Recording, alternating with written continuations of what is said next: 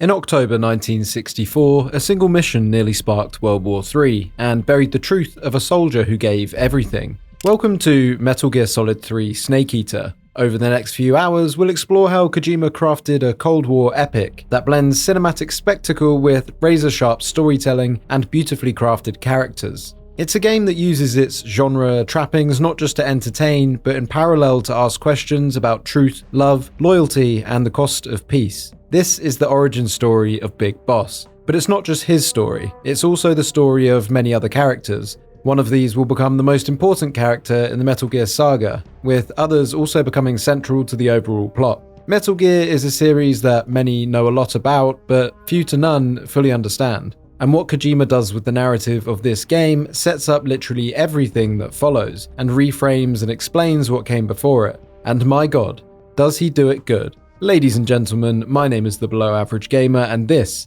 is Metal Gear Solid 3 Snake Eater. Nothing sets the tone of Metal Gear Solid 3 better than its opening cinematic, with that iconic Snake Eater theme sung by Cynthia Harrell soaring in the background. It's so tied to the game's identity that I actually tried to get permission from Konami to use it in this video. Are you kidding? Yeah, no, of course they didn't, which is a shame because when you think of this game, you think of this song. Rewatching my full playthrough of this game as I sat down to write this script, the soundtrack was still echoing in my head, booming behind every moment that stood out. That music carries this emotional swell in your stomach, the kind that makes you feel like you went through something, a cinematic experience that for me has never been topped by any game since, not even by our boy Hideo himself. Metal Gear Solid 3, much like Metal Gear Solid 1, is an incredibly emotional game. Some of its strongest moments come not from the plot twists or the gameplay mechanics, but from the relationships between characters and the way you get drawn into those relationships. It's something I pointed out was intentionally missing in my Metal Gear Solid 2 video, which instead focused more on ideas than emotions. But that sense of emotional absence made me appreciate it even more here. The connection I felt between Naked Snake and Eva in this game brought back the same feelings I had about Solid Snake and Meryl in MGS1. And where Hideo went Galaxy Brain in MGS2, he's made a very different but equally bold choice in MGS3. It's still brave, still clever, but this time he's a bit less abrasive to the player. I mean, we do get to play as Snake, sort of. So yeah, MGS3 is different.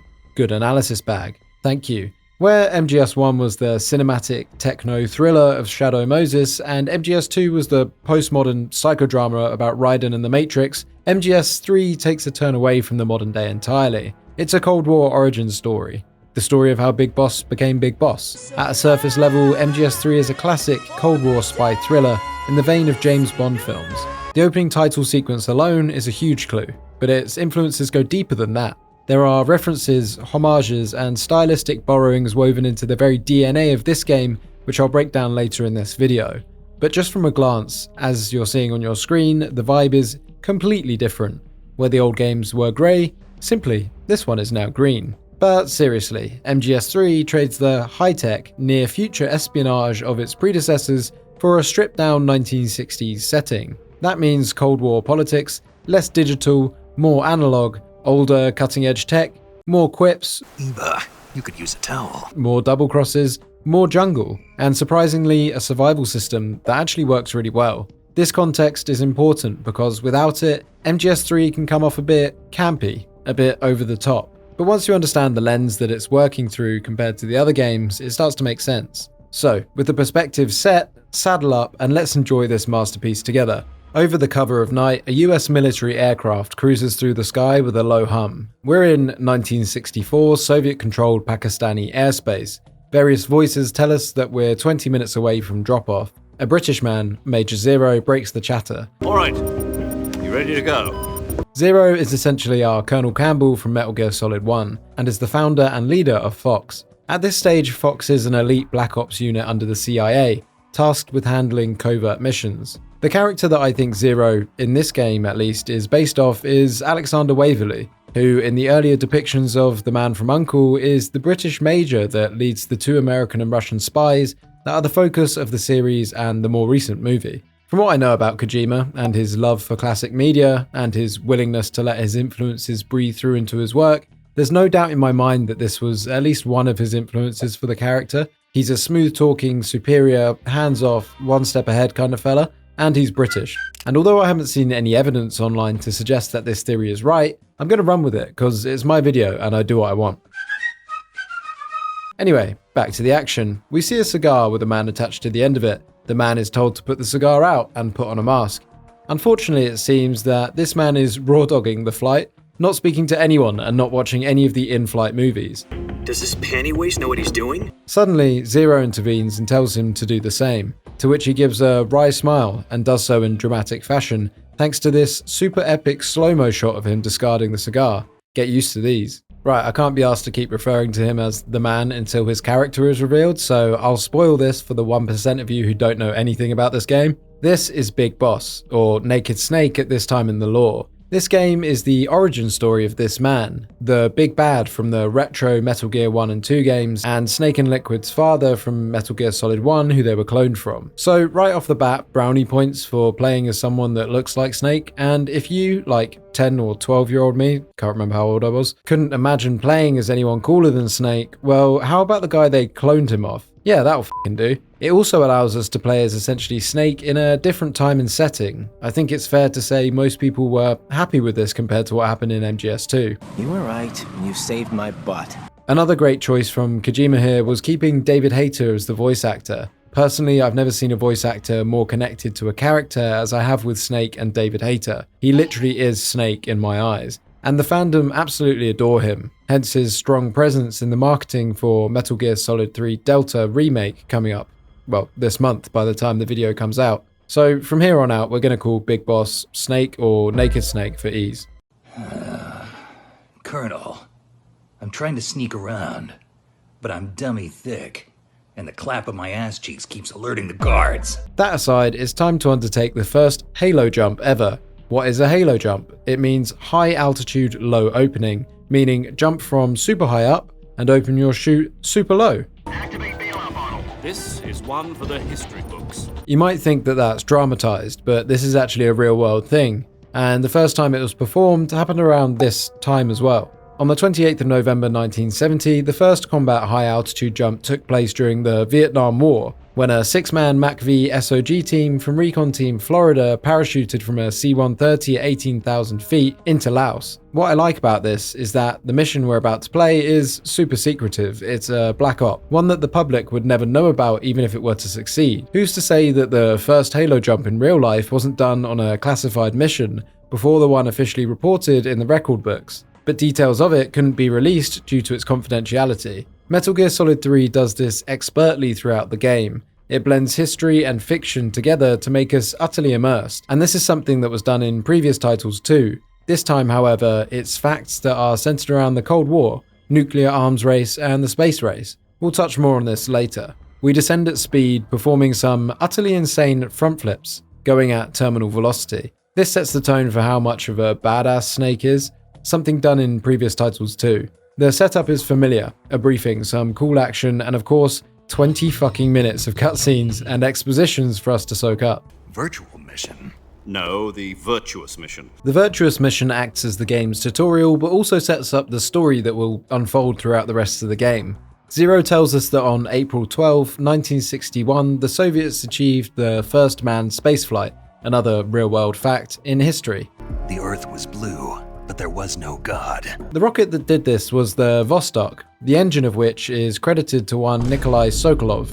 This is just an in-game character. He didn't exist in real life. After this event, he left his position as a technician and got a big fat promotion to head of a weapons design bureau. This was short-lived, however, with the little pussy becoming afraid of his own creations like he's some Timu Oppenheimer. So, Zero tells us how he led the previous operation to get Sokolov and his family out of Russia, and over the Berlin Wall, successfully defecting to the West. Long live capitalism. And Zero mentions that Sokolov, during this first escape, had to cover 600 miles from the research facility he was stationed at to Berlin. So, after they got him over the wall, he basically just slept there for 2 weeks because bro was literally just so sleepy.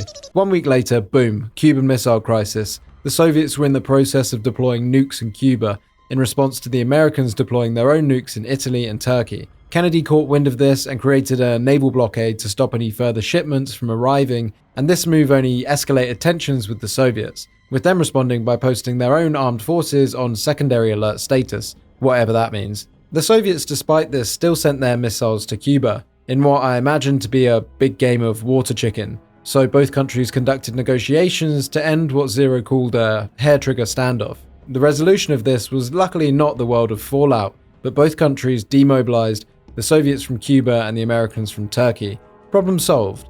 But wait, here's where MGS twists the story a little bit and starts writing its own version of history that plays into the in-universe version of the events. Zero says that the nukes America has in Turkey were obsolete anyway, so they offered no strategic value.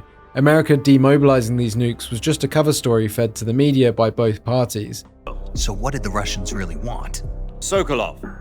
You mean the Soviets pulled out of Cuba just to get their hands on Sokolov? Snake is surprised that the Russians would value Sokolov that highly, that they'd demobilize a strategically equal position to the US just for this one dude. Zero said that they didn't know why he was important at the time, but time was something they didn't have in this situation, so they returned home to avoid full-scale nuclear war, and Khrushchev, the leader of the USSR, got his man. Sokolov kept on screaming, "Save me," until he disappeared from my sight. The KGB then took Sokolov to work on a secret weapon immediately. Zero believes, due to some recent nuclear testing and the importance that the Soviets placed on Sokolov, that they must be working on a super serious dangerous weapon. We get the location, Pakistan. I love Pakistan, I will sacrifice my life for Pakistan! Where they were conducting a field test of the weapon. With the exposition complete, we're back in the sky, hurtling towards the ground. Our mission is to retrieve Sokolov and avoid all-out nuclear war. High stakes, let's go baby. The clock is ticking. I also like here how Zero tells us about the Fulton recovery balloon that they plan to extract us with after the mission. This is a system whereby you inflate a big helium balloon and then snag yourself to it and float up to 500 feet in the air, and whilst you're hanging there, a plane will just swing by and pick you up. It adds a nice bit of immersion and also plays into the spy genre. Essentially, it's an untested, wacky bit of technology. Snake also noting that he's familiar with the theory but doesn't know if it works in practice, but Zero assures him that it's been combat tested. Oh snap, I just checked this. I always thought this was so fake, the Fulton recovery system, but it was actually used by the CIA to recover 2 people that investigated an abandoned Soviet research facility in the Arctic in 1962. Another example of how expertly tied to realism this series is, using it as a foundation to tell its own story. Sometimes truth is stranger than fiction, huh? We get some more details on the aircraft that Zero and the team are in, again adding to our immersion with plenty of specific details on the weapons it has. Zero says that if anything goes wrong, Snake will be on his own as they can't be seen over the border in that behemoth. We land, the sounds of the jungle echo around us, and Snake takes a moment to hold this pose before... Which honestly is a bit extra, because he doesn't know anyone's watching or filming, but because there is someone watching and we're playing the game, it looks kinda cool. Quick sidetrack. At the beginning, during the difficulty selection screen, you can choose I like Metal Gear Solid 1, 2, or 3, with no explanation of why or what the differences are. The only thing for certain, which is literally so funny, is that if you choose I like Metal Gear Solid 2, Snake will land, take off his helmet and reveal Raiden. This is a massive FU to the fan base that backlashed to Metal Gear Solid 2 when Raiden was revealed in that game, and who I was definitely one of at the time. Except this time we get stupid Raiden instead of Chad Snake. And imagine at the time going through all that in Metal Gear Solid 2, and then finally in the next game seeing you're playing as Snake again, and you're so hyped, but then the helmet comes off and you're f***ing Raiden again. Peak humor from Kojima. Luckily this is just a mask though, and you can take it off and play the game normally. Despite this, no matter what you pick at this stage, you do get what is seemingly a Raiden mask in your inventory, which confused me for a long time, but I'll cover the in-universe explanation later. Anyway, Major Zero calls us to tell us he wants his codename to be Major Tom after the Great Escape, but also is definitely a not-so-secret reference to David Bowie's song Space Oddity. We know Kojima gets a big giant boner over Bowie thanks to the soundtrack of Metal Gear Solid 5. This is where we also receive the codename Naked Snake. We're told the usual stuff about weapons being procured on site, but this time Zero also mentions that we have to pick up our own food. Yes, MGS3 implemented a survival mechanic. Is it good? Kinda. Am I going to talk about it right now? No. Maybe later. I kicked the shit out of a couple of snakes real quick, before I let my intrusive thoughts get the better of me. After this, we grab our bag. Within it, a silence tranquilizer gun and a knife, and a fake death pill. Very Cold War, very spy. Very espionage. What's really cool about this though is that you have a revival pill installed in a fake tooth in your mouth, so you can actually take the fake death pill and fake your own death, invoking the famous Snake is dead screen, but then open your equipment during that screen and take the revival pill to wake you back up. This isn't just a gimmick either, you can use it to trick enemies if you're in a spot of bother. It's a really cool touch and something only Kojima would really do. We get the usual support team on codec, or radio this time because it's the 1960s, and this team consists of Major Zero and Paramedic. She. Hello, Snake. I'm Paramedic. Nice to meet you. Paramedic. As in a medic who comes in by parachute. Aren't you going to tell me your real name? Wow, Solid Snake really is an identical clone of this dude, huh? After some characteristic flirting, we're introduced to another member of the team. The boss. Jack, is that you? How many years has it been? She's introduced as Snake's mentor, a mother figure that Snake has incredible feelings for, and this is demonstrated in this line. It's been 5 years, 72 days, and 18 hours. The boss carries an unparalleled reputation, revered by all who speak of her. Known as the mother of the Special Forces, she was instrumental in shaping modern combat tactics and is credited with inventing CQC, which is close quarters combat, which we'll use throughout the game. Beyond her legendary skills, she's celebrated for her exceptional physical strength, unwavering loyalty, and unshakable resolve. The boss is, in every sense, the perfect soldier, a figure of unmatched capability and influence. She and her Cobra unit are also credited by Zero for bringing World War II to an end, and saving the world essentially. It doesn't get much better than that. The boss is potentially the most influential character in the entire Metal Gear Solid chronology. The boss is the catalyst for nearly every major event in the series. What I didn't realise when I first played Snake Eater is that the entire world of Metal Gear Solid, every single canon entry, essentially stems from her actions. It's not quite that simple, of course, the timeline is a little muddier than that. But if this series were a universe, then the boss would be its Big Bang. The origin point that sets everything in motion. And I'll delve into this more later. For now though, I want to highlight something that I truly love. It's an uncredited ambient soundtrack that quietly plays during her introduction and in some other moments in the game. Listen to me, Jack. Just because soldiers are on the same side right now doesn't mean they always will be. Having personal feelings about your comrades is one of the worst sins you can commit. Politics determine who you face on the battlefield. And politics are a living thing. They change along with the times. Yesterday's good might be tomorrow's evil. Is that why you abandoned me? No, it had nothing to do with you. I already told you, Jack. I was on a top-secret mission.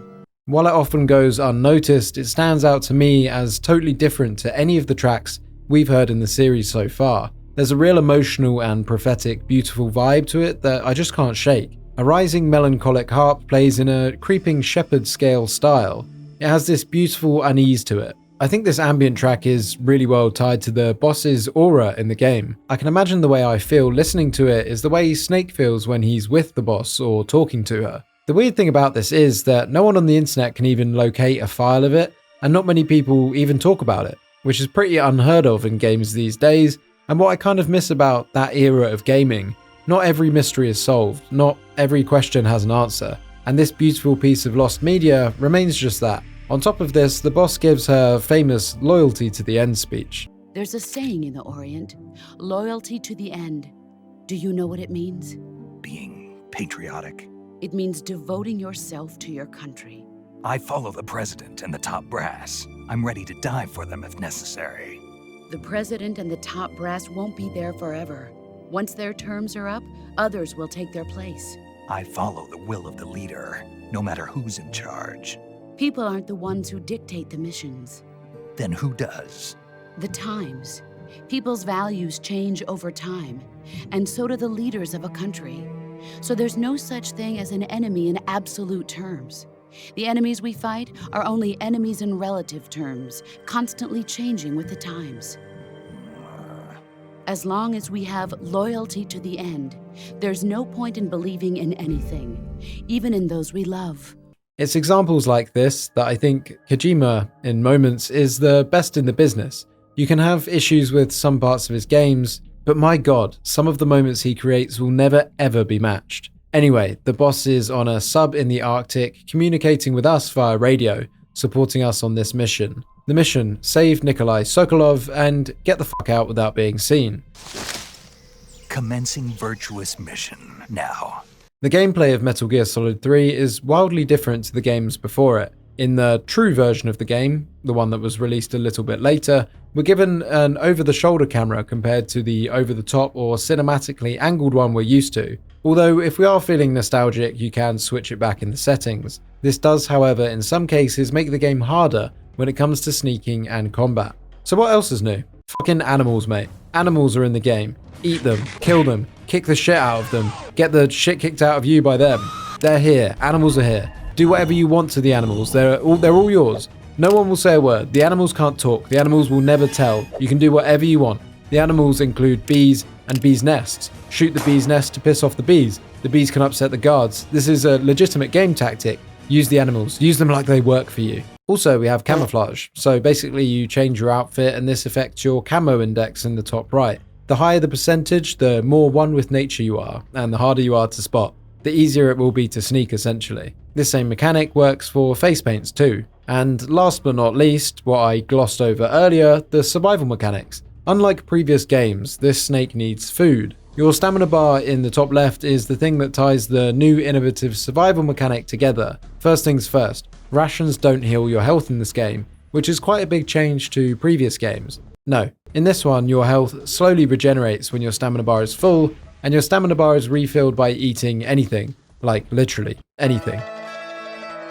This bar also affects your health and speed in combat. The lower, the more sluggish Snake will be, and when aiming your weapon it might become a bit shaky, basically making everything just a little bit harder in realistic ways. If you aren't a sneaky man, your stamina will drain more quickly with activities like running around and other general forms of chaos, lowering it faster. It attempts to innovate but reward the same players of previous games for engaging with the systems that make the games what they are. It never felt like a burden, but a perfectly balanced and implemented system that somehow complemented the sneaking of MGS that we know and love. It also has some more funny, immersive quirks. If the food you eat tastes bad or Snake doesn't like it, it will regain less stamina. And if he loves it, he'll usually tell you once you've eaten it, and it will regain loads of stamina. Snake later in the game kind of develops a background obsession with the taste of snakes, which is pretty funny. Another immersive detail is that if your stamina gets low, your tummy will rumble, which I think, from memory, can alert the guards to your presence. But Kojima isn't even done there. The game rewards you if you take a break from the game itself. It's explained in-game that if your stamina is low and you have no food, you can simply turn off the game, then go and touch some IRL grass for a few hours. When you come back, it will be full. Raiden, turn the game console off right now. What did you say? The in-universe explanation for this is that Snake has taken a nice cozy little nap and feels much better now. But there's still more. If you hold food in your inventory and go away for, I don't know, a few days, and when you open the game back up, the food may have gone rotten, which, when Snake eats it, will make him throw up. Now, that is what I call an immersive gameplay system. Anyway, we use the tranquilizer to take out the guards on the way to the abandoned factory where we need to save Nika Loves to Suck a Lot and bring him back to the West. There are a ton of KGB guards around the factory. They're super keen on protecting this dude. Zero then delivers this epic spy movie-esque line. Get to Sokolov. I want you to tell him something from me. And that is? Sorry for being so late. Which is pretty James Bond, if you ask me. This is going to be a hard, epic sequence of sneaking and practicing my fighting abilities, utilizing all of the game's new mechanics. Oh, never mind. I've already found him. I have a message from him. What is it? He said to tell you sorry for being so late. It's here where they shove a spanner directly up your ass. 60s BDSM Otacon tells us that we need to hurry, as the GRU are on their way to retrieve him from the KGB's hands. Who are the GRU, you ask? Well, they're the Russians. Well then, who are the KGB that are holding him captive? Russians as well. Who are we? Americans. Where am I going with this? I don't know. So, quick real-world history lesson. The KGB are essentially the Soviet Union's FBI, the primary secret intelligence agency during the Cold War. The KGB gained notoriety for its widespread global espionage, but the organization and its communist-era predecessors mainly played a key role inside the Soviet Union, quashing political dissent. They're famous for the silencing of critics that spoke out against the Soviet regime, using fairly crazy tactics to retain control over the Russian population. The KGB's tasks were generally defined in official Soviet publications as encompassing 4 areas: the struggle against foreign spies and agents, the exposure and investigation of political and economic crimes by citizens, and the protection of the state borders and protection of state secrets. In this game, the KGB are aligned with the Soviet leader Khrushchev, whilst the GRU, on the other hand, are more aligned to Brezhnev. This is a little power struggle here, with Brezhnev seeking to overthrow Khrushchev due to some political differences. So who are the GRU? Well, they would be like the CIA. The easiest way to explain it is that they're basically the same as the KGB, but they focused on the same goals outside of the Soviet territory, supporting military forces. They're both notoriously fierce and dangerous groups. The GRU in this game are under the command of Colonel Volgin, the big bad, to our big boss. So Volgin intends to use the development of nuclear weapons that's ongoing here in Pakistan under the guidance of Sokolov in his and Brezhnev's attempt to overthrow Khrushchev. Okay, thanks for attending my history lesson. Are you still there? I promise it gets more fun from here. With that said, Sir Kiss-a-Lot is ours, and we make our silent escape. He isn't very good at sneaking, comically trying to make up some fighting stance behind us. I think he even uses this Dragon Ball Z thing pose. Suddenly, we hear a guard shout freeze, and we're surrounded. Great job, Snake. Some sexy music kicks in as Twink Master General enters the fray. The guards are as surprised to see him as we are. As noted earlier, this guy is GRU, which we can tell from the fruity outfit, and these other guards here are KGB. This is Major Ocelot, the younger version of the Ocelot we see in Metal Gear Solid 1 and 2. He is the commander of the Ocelot unit. He's young, dumb, and full of cum. Ocelot suddenly pulls out a twinky little pistol and brains all of the KGB guards in one shot. There is one left, far away on a roof, and Ocelot goes all wanted on him, bouncing a bullet off of the steel frame of the building, finishing the job. He does look a bit funky, I'll admit that, but this young dude is deadly and very skilled. Ocelot has shown once again, even in his early days, that he's happy to kill his comrades, like he did at the beginning of Metal Gear Solid 2. He then does this. Huh?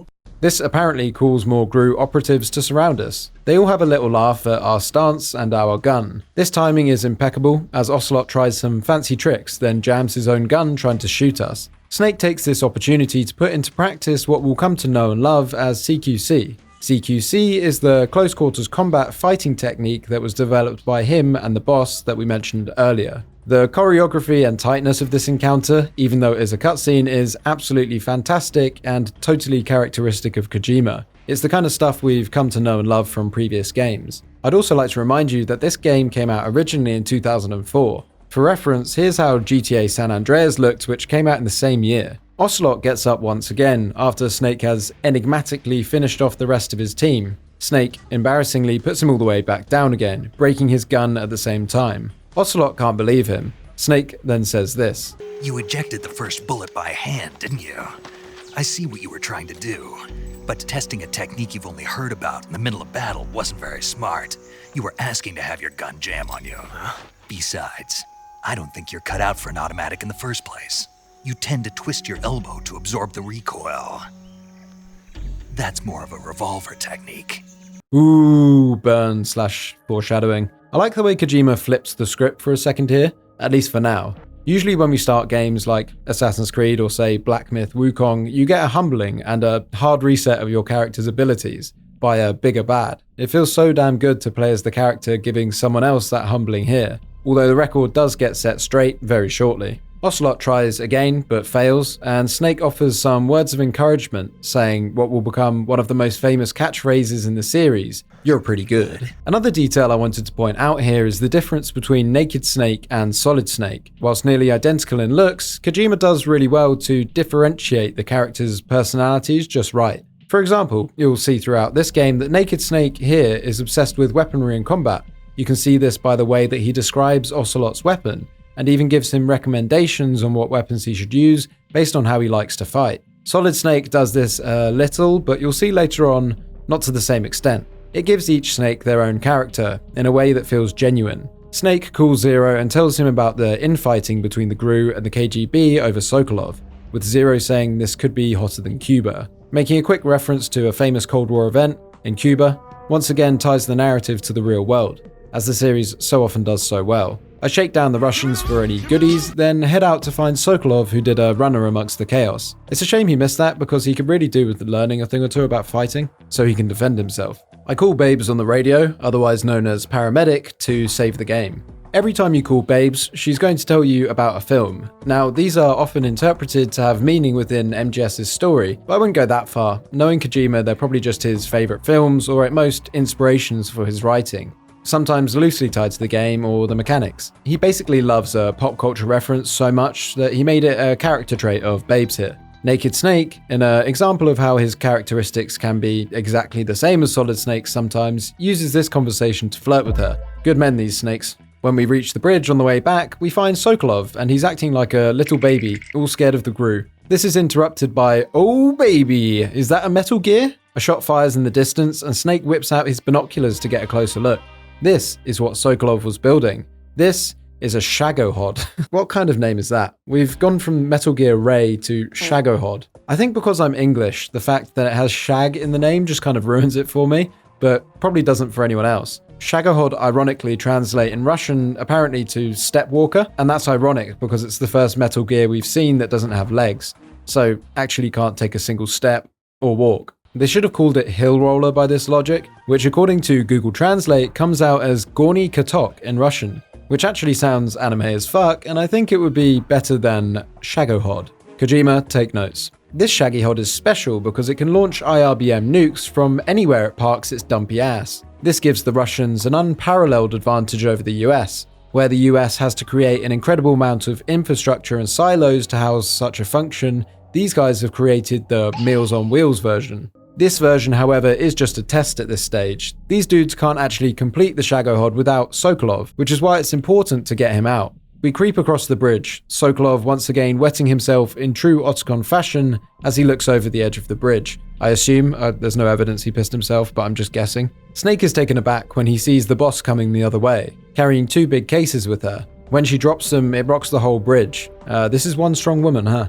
When she speaks, it instantly transports me back to when I first played this game. Her voice acting is incredible, and I'm so glad they kept the original voice actors and lines for the upcoming remake. She has this incredible ability to be soft but also assertive at the same time, something no one else in the series is as capable of doing. This is important because her character, whilst being feminine, is also one of the most revered and respected soldiers on the global stage. Her voice acting perfectly reflects this balance that her character has to have. She addresses us as Jack, which is Naked Snake's real name, showing their closeness. She says that Sokolov is going with her before we're swarmed by hornets. A loud helicopter somehow sneaks up on us, as Sokolov is literally abducted by the hornets. Oh yeah, we're so Metal Gearing right now, aren't we? But that's not all. Some weird dudes in the chopper say they'll fight with the boss once more. There's some joke in here between these guys in the chopper that we're clearly not a part of. It starts raining. Blood. Yes, it's raining blood. Oh god. Then a flipping ghost appears and kinda spooks out the boss a little and seemingly joins the other freaks in the chopper. The bunch of dickheads are not done yet as Colonel Volgan enters the scene. He's somehow only second to the boss in terms of being a normal realistic person out of the 6, which is surprising considering he seems to have the ability to control lightning. So yeah, this is Colonel Volgan, our big bad. He's in charge of the Gru and Ocelot and his unit who we saw earlier, and is also very tightly aligned with the boss and these dickheads in the chopper, namely the Cobra unit. He's essentially the main actor in overthrowing Khrushchev in this universe who we have to stop. And look, in terms of villain design, it couldn't be more Cold War x Kojima if they tried. At the base of your recipe, you've basically got the Russian boxer Ivan Drago from Rocky IV. Then they've added Harvey Dent from the Batman series, otherwise known as Two-Face, accounting for his heavy scarring. Then, to top it all off, Zeus, God of Thunder. Doesn't get much scarier than that on paper. Let's wrap him up in a Soviet officer's outfit and you've got yourself one of the best villains in the series. Oh yeah, he also likes boys. So next, the boss confirms that she's actually defecting, and in these 2 cases are mini nukes. Snake can't believe his ears. The boss insults him, calling him immature.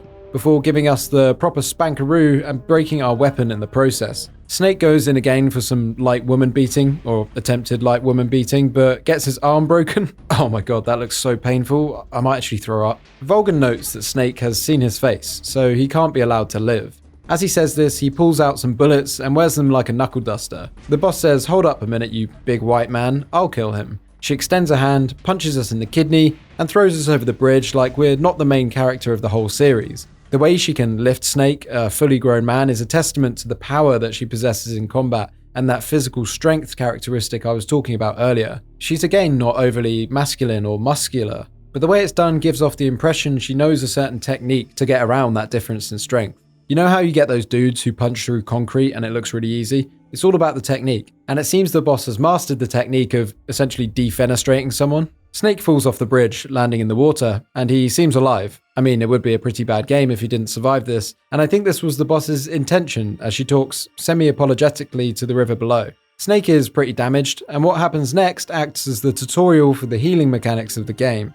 Paramedic talks us through what we need to do. In the survival viewer, you have to read through the injury and find the correct item mentioned in the condition description. Once you have applied all items, such as bandages, antidotes, disinfectants, sutures, you are healed.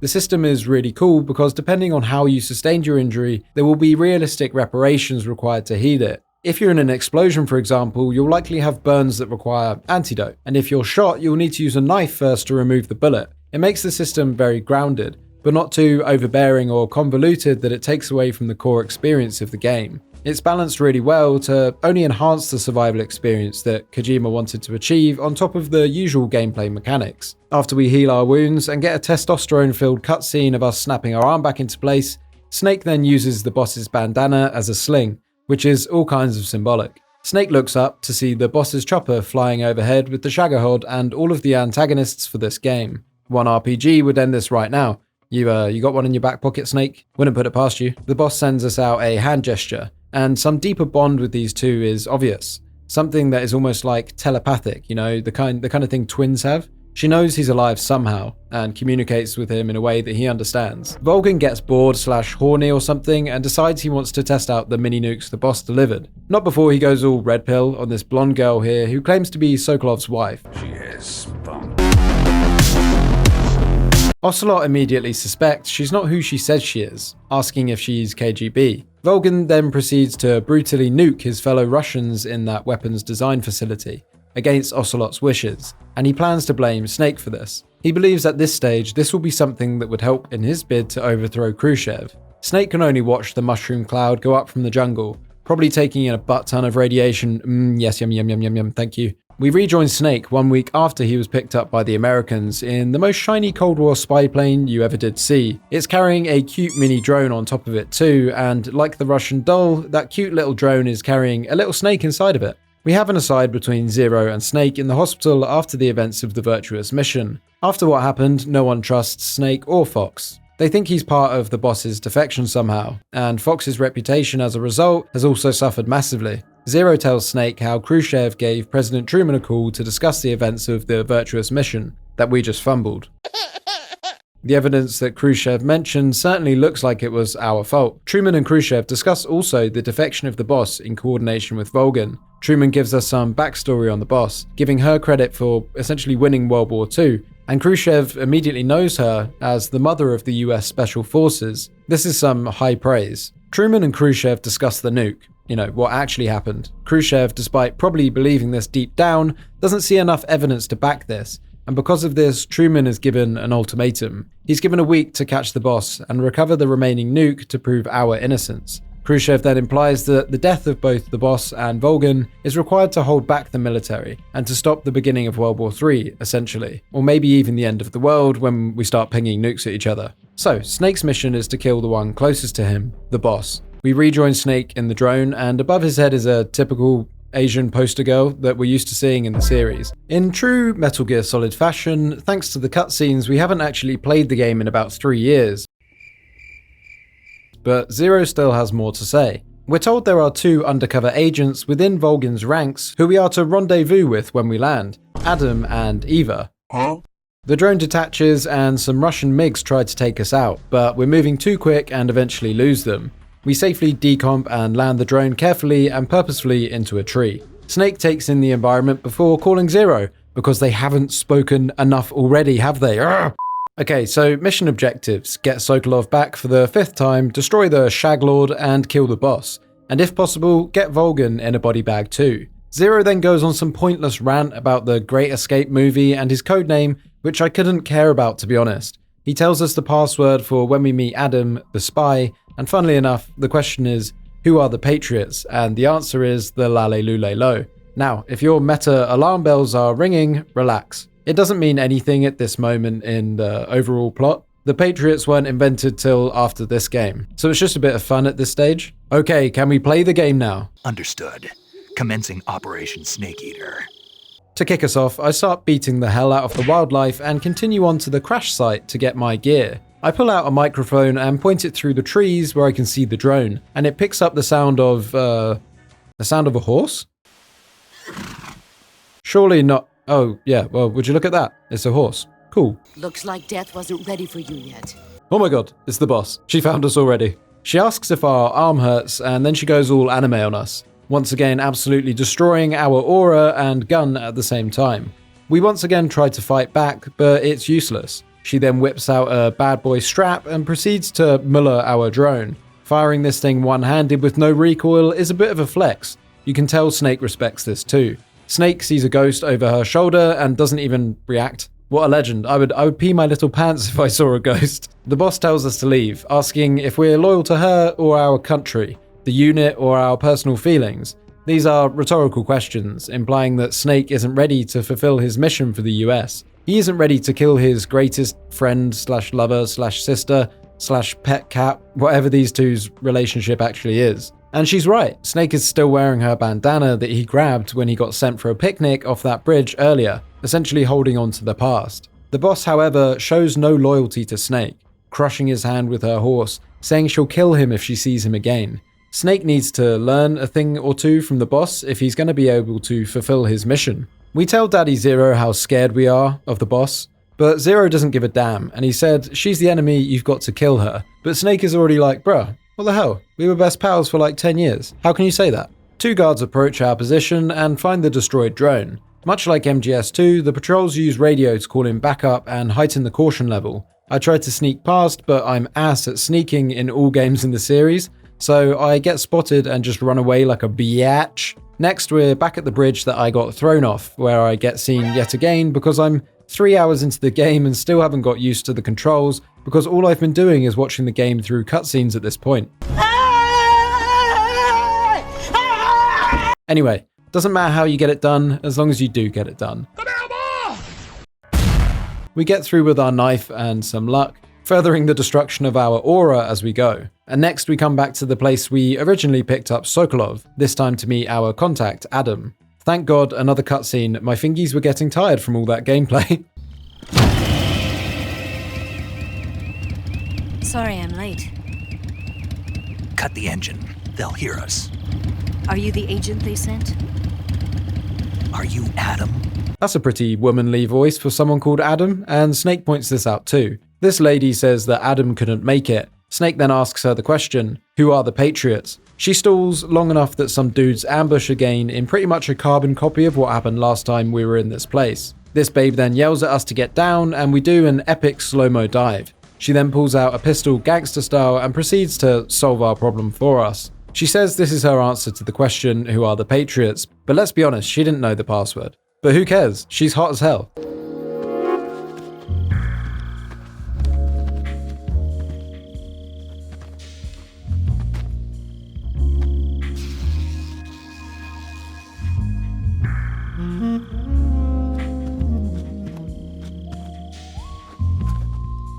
The name's Eva. Okay. If Meryl was my sexual awakening, Eva is my sexual ascendance. If you press R2, you can just completely ignore her introduction and stare at her rack. Hell yeah! Snake doesn't even say anything. I love Kojima games so much, man. They used to be so funny. Snake and Eva discuss that he was meant to meet Adam, and she basically just tries to flirt with him to cover for the fact that Adam didn't show up at all. Snake is kind of resistant to this, but ends up essentially buying her story that Adam just basically couldn't make it. Snake then gets a boner over her gun and the way that she shot it. Out of everything she's showing us right now, this really goes to show how much this guy loves guns, like I mentioned earlier. Snake is smoking a cigar to try and regain some of the aura I lost for him earlier, and as he's doing this, Eva brings him his very own gun.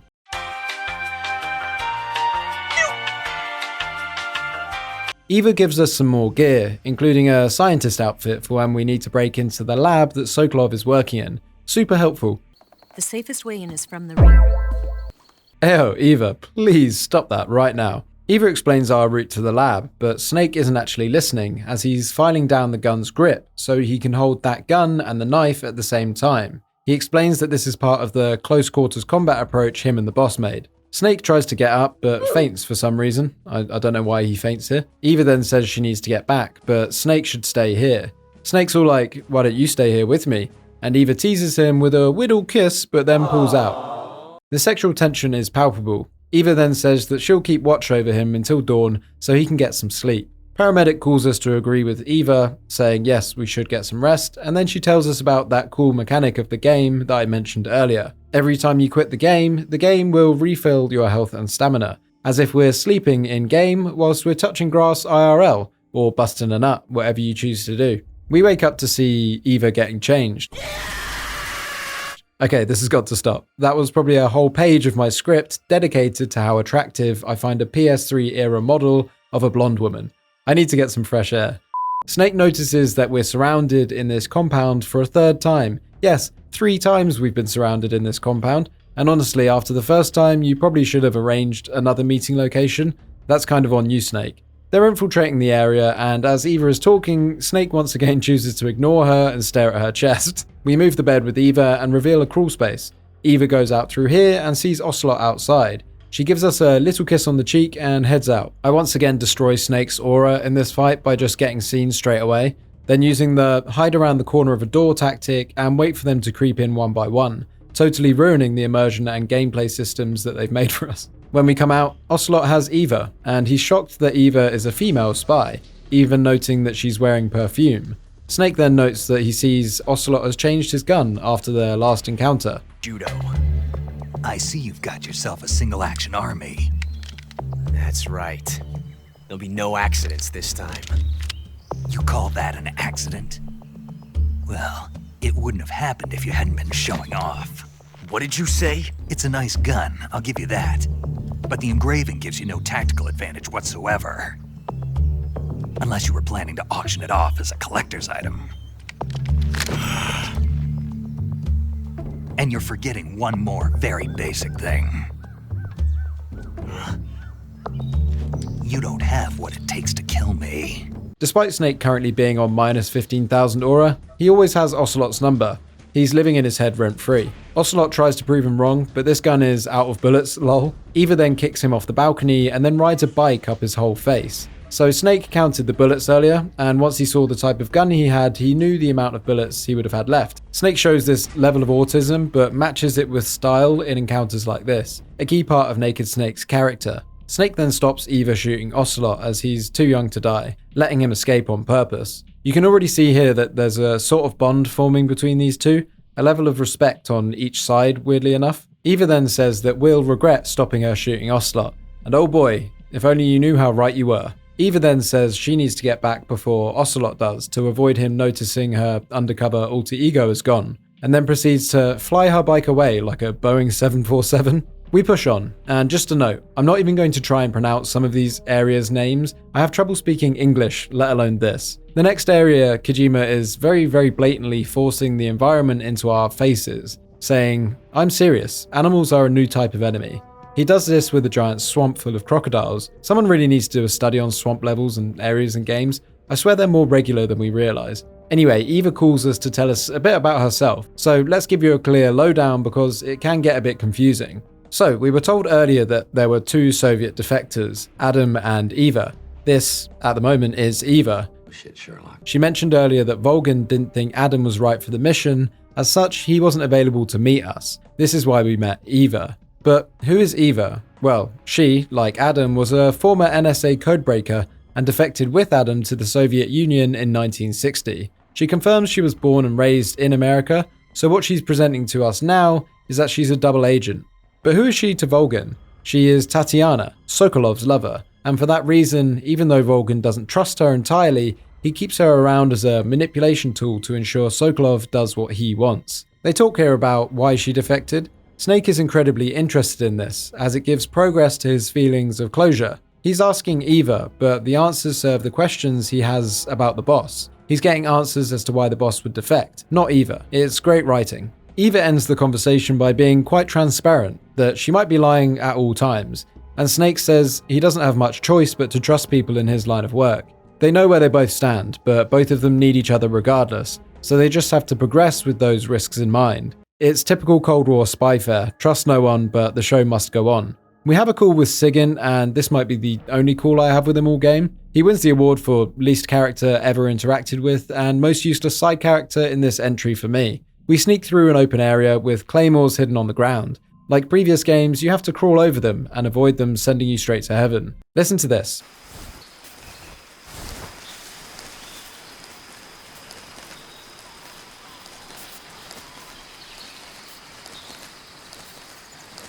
I just want to shout out the ambience of this game. It's actually so immersive and relaxing, the quiet moments of this game. In previous games, when sneaking through areas, you would have a soundtrack playing, and these soundtracks were amazing, but here your atmosphere is nature, and it's equally good but in a different way. There are literally 10-hour videos on YouTube that sound like this for people to relax to. It's not just background noise though. When your sight and gadgets were your primary tools for sneaking in previous entries, sound now plays a real part.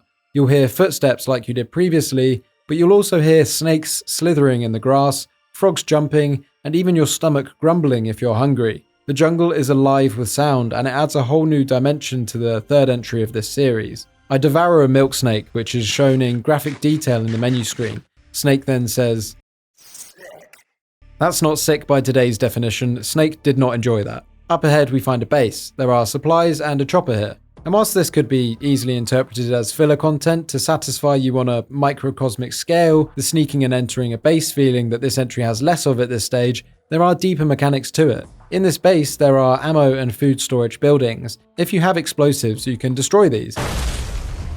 And it has the following effects. By destroying the food storage, all of the guards in the area will be starving later, or when you backtrack through an area, making them not only easier to knock out with CQC, but also desperate. So when you throw out a rotten or poisonous food item, they'll run over and eat it, and obviously be affected by it. And by destroying the munitions storage, the enemy's AKs will only have a single magazine worth of ammo before they have to switch to a pistol. You'll need C4 or C3 to do this though, which at the moment I don't have, so I just go full Rambo on the chopper and move on. Next, we have another encounter with Meow Meow Man and the Gru. Ocelot monologues as he usually does, and he seems to have rapidly developed a fetish for Snake, and he wants to fight him one-on-one. Snake actually gets so lucky with this multiple times, and it's the kind of thing you get when Metal Gear Solid tries to be cinematic. Common sense here would be for Ocelot to just tell all his men to shoot at Snake as soon as they see him. Then Ocelot would win, and the game would be over. But we can't have that now, can we? So it's necessary that Ocelot's character has this pride, this handicap he gives himself to defeat Snake, personally or in a fair battle. Without this hubris, Snake wouldn't be getting anywhere near completing this mission. We then see this.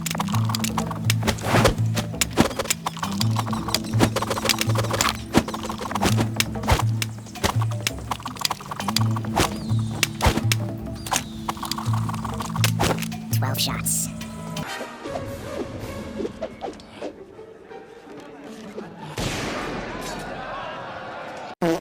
Ocelot now has 2 guns, noting that he has 12 shots. Each time we meet him, he shows that he learned his lesson from the last encounter, and changes his approach accordingly. Maybe next time just bring a tank mate, how about that? In this fight, we're separated from Ocelot directly by a chasm, which I immediately fall into. Oops. This fight is pretty easy. However, you do have a couple of things that you need to contend with. Obviously, you have Ocelot on the other side of you, but then behind you have some Gru guards that will shoot at you periodically. Then you also have rattlesnakes on the ground, which might try and have a little snack on you as you're trying to avoid getting shot. Ocelot, quite hilariously, has a cutscene for when he reloads, and he's like, "Damn, this reload time is exhilarating," as he loads 12 bullets individually. Throughout the fight, he comments on how exhilarating this all is, how he hasn't felt tension like this before. It really comes across as a game to this cocky young major. He really is intentionally trying to create a challenge for himself here, which plays into the point I was making earlier about his hubris. There are some fun details to this fight. You can shoot his hat off and also shoot a beehive above his head, so he gets swarmed and distracted, allowing you to take a few nicks off his health bar. When we beat him, swarms of bees once again show up to spoil the party. Ocelot's men are overwhelmed and killed by the bees, and Ocelot just kills them by spinning his guns, which is hilarious. Snake, however, just jumps into the chasm to avoid them, somehow surviving the fall, no questions asked. So it's dark down here, and I am scared. There's no light down here at first, so I spark up a cigar. My gamer brain is like, where's my flashlight or a torch or something? But the game doesn't give you one. It's too dark to navigate through like this, surely. Well, this is why Kojima is a genius. Another cool mechanic of this game is that, just like real life, the longer you spend in the dark, the more your eyes adjust. And after a while of fumbling around, suddenly you can pretty much see where you're going. How cool is that? It subverts the gamer's expectation and uses a real-world mechanic of your literal eyeballs to solve the problem. This is one of the reasons I love these games, man. No one else but Kojima can think of and implement these things in a game like he can. Even when you can see down here, I cannot to this day tell you where to go or how I got there. It's probably the most confusing and hopeless maze of a place I've ever been stuck in a game. I'm actually convinced it's a kind of time trial that eventually, after a while, opens up a new route somewhere that you've already gone past. This is once you've spent enough time down here to go crazy. The only benefit of being down here is that there's lots of tasty animals and treats, and you do pick up some night vision goggles if you're lucky, now that you don't really need them anyway because your eyes have adjusted. We enter the next room to find the Pain. This guy can control hornets. Yes, the Pain uses them as weapons, armor, and delivery systems for explosives in one of the most bizarre and creative boss fights in the series. Metal Gear Solid has always teetered on the edge of the believable, but I have to say Metal Gear Solid 3 plays its card much earlier than other games with the Cobra unit.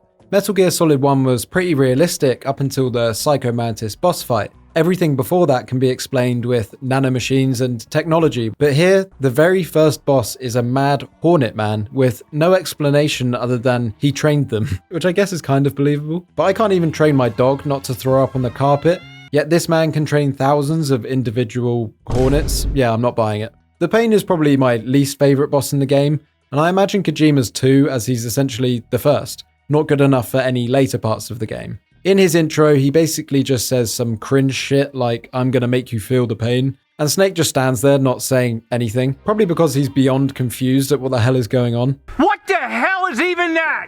You'll need to use the water here and basically just circle the Pain until he loses sight of you. You then pop up and shoot him when he's not covered in wasps or you're not covered in wasps. It's quite similar to the previous fight we just had with Ocelot in that you get a limited window to take your shot, reposition and repeat. About halfway through, he takes off his mask to reveal his horrifically scarred face, probably from trying to train 1 million hornets. Nice one, mate. Still no match for John Metal Gear over here with a handgun. I also hate how sometimes when I pop up, he's just dancing covered in wasps. Why would you possibly be dancing?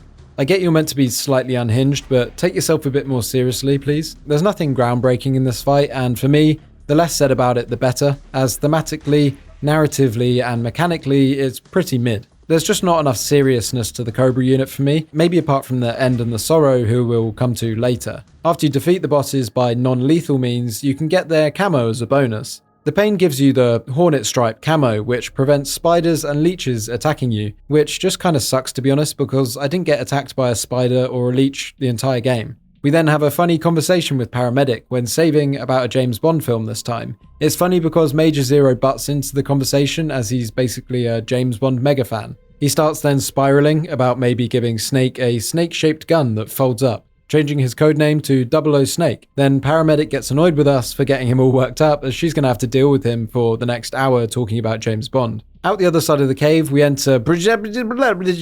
In this next area, the enemy have these whimsical and wacky flying shopping trolley things. They're pretty easy to deal with, and they're usually just out in the open and up high, so they're a bit of a free shot. And when they come up close, you can just stand under them. They're only really a threat when you don't see them coming and they just raise the alarm, adding more people into the mix. Further up, we approach a facility and see a guard manhandling a resistant Sokolov. Volgan steps out and electrically manhandles Tatiana, the lover of Sokolov, or quite obviously Eva in a slightly different getup. He does this a bit more, and this time handles her in an inappropriate place. Just as Sokolov yields, Ocelot appears and wants to play a game of Russian roulette. which aside from being stylish is incredibly stupid if he actually ends up shooting Sokolov. At this point, Sokolov falls to the ground and releases a steaming hot puddle of piss as a defense mechanism. It was super effective, as the boss smelled the pheromones and comes in to steal one of the guns and fires it into the jungle. This scene once again shows off just how cool the boss really is. She gives Ocelot a talking to and, as you can probably guess, breaks his gun too. The boss informs Volgin that we've killed the pain, which makes Volgin do this.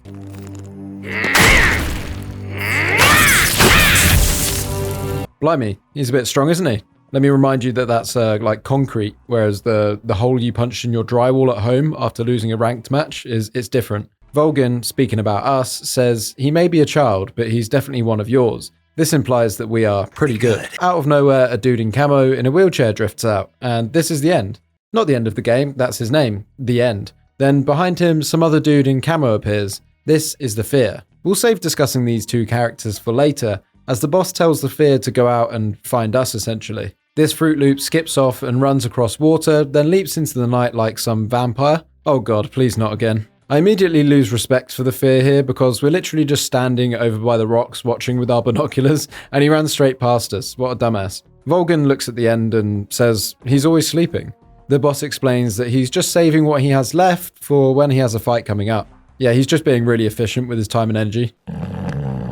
It starts raining. Volgin looks at the sky and decides that he's horny, so he asks Eva to come in and do some naughty things, and she follows. When we press R2 to look through the binoculars, we once again see that ghost from earlier. This is a good little cutscene to expose us to more of the Cobra unit, and that's all it is, as basically nothing happened apart from some name drops and some minor details. After the cutscene ends, I didn't do this by the way, but if you're really good with your pistol or have a sniper somehow, you can actually shoot the end before he's taken inside by the soldiers here. And guess what? It completely skips his boss fight later. I love when games do stuff like this. It makes you want to go back and play it again to uncover all of these details and secrets for yourself.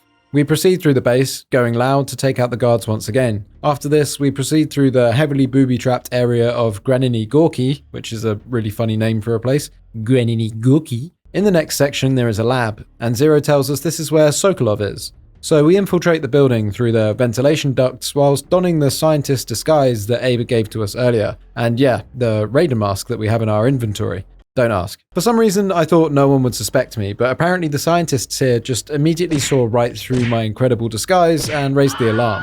I tried to regain some of my aura by running away, but there was nowhere to hide, and at this point I basically gave up and put on a new disguise. Rambo, baby. And at this point, the epic soundtrack of Harry Gregson Williams is the theme tune to our murder spree. And as I've mentioned in previous videos, this man doesn't miss. Every bit of the music in this game, like the last, is expertly crafted to the point where I don't even want to talk about it. You should just go and listen to the OST. After murdering what the game deemed enough people to reduce the alert level, I'm finally allowed in the room where we think Sokolov is. In this room we don't find Sokolov, but instead a big wrinkly drunk man by the name of Granin, who seems completely unbothered by our intrusion. Granin gives us an intro to himself. He's a weapons designer, credited with designing the ballistic missile SS-1C, then shows off his medals from Lenin before taking a big sip of presumably Russian vodka. What they discuss in this cutscene is actually very subtly important to the series.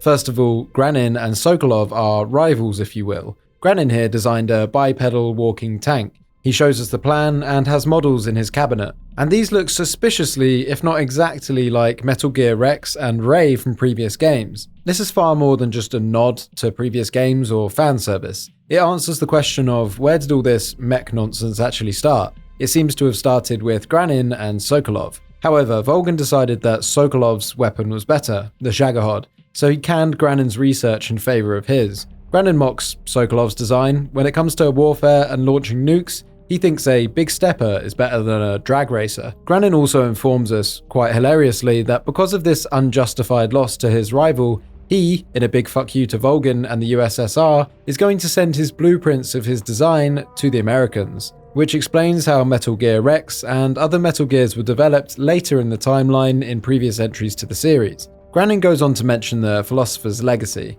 What is that, you may ask? Well, the Philosopher's Legacy is a secret war fund, $100 billion pulled by the US, Soviet Union, and China during World War II. The idea was to win the war by any means necessary, nukes, rockets, even super soldiers like the Cobra unit, and to use these technologies to win wars for many years to come, all funded by this $100 billion pool. But after the war, the money was laundered, split between secret bank accounts across the globe, and the only way to access it was a single microfilm, the key to everything. When the philosophers fractured into rival factions, the legacy became the prize. Whoever controlled it wouldn't just win a war, they'd control the future. Volgan's father was the one who originally stole the microfilm, and after his death, Volgan inherited the entire fund and used it to bankroll the chaos Snake's been sent to stop. Granin unfortunately tells us that our princess, Sokolov, is in another castle along with the Shaghog.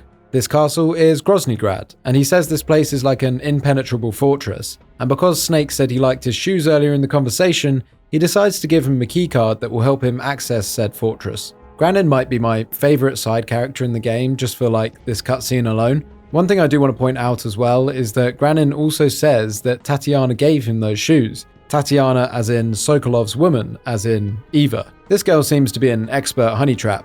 It's implied now that she's seduced Granin, seduced Sokolov, attempted to seduce Snake, and unconsensually, or consensually I'm not sure, been with Volgan too. I wonder if she has an OnlyFans. It's so funny how the progression of this mission and the development of the greatest weapon in the series was all the fault of this drunk guy's tantrum. It's this kind of great writing that we've come to know and love from Kojima. A fun detail, if you try to re-enter the room after the cutscene, Granin just drunkenly shouts at you to go away. Get out of here! I go loud and shoot my way back out of the lab and escape through the same vent that I came in from. Tactical espionage action, baby! On our way back through the booby-trap-ridden area of Graniny Gorky, we see a cutscene. Immediately in this cutscene, we're shot with an arrow in the leg. Somehow we managed to roll and dodge the rest that were fired at us. Who has a crossbow out here?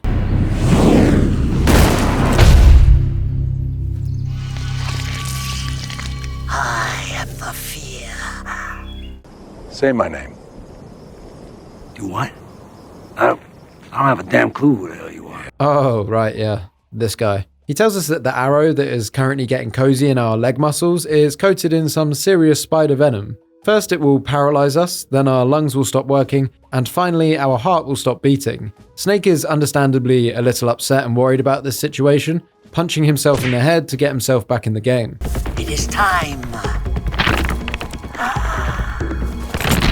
for you to feel the fear. There's just something about this character that I hate. I can't really put it into words, but I just want to set him on fire like the spider that he is. His boss fight isn't much better either.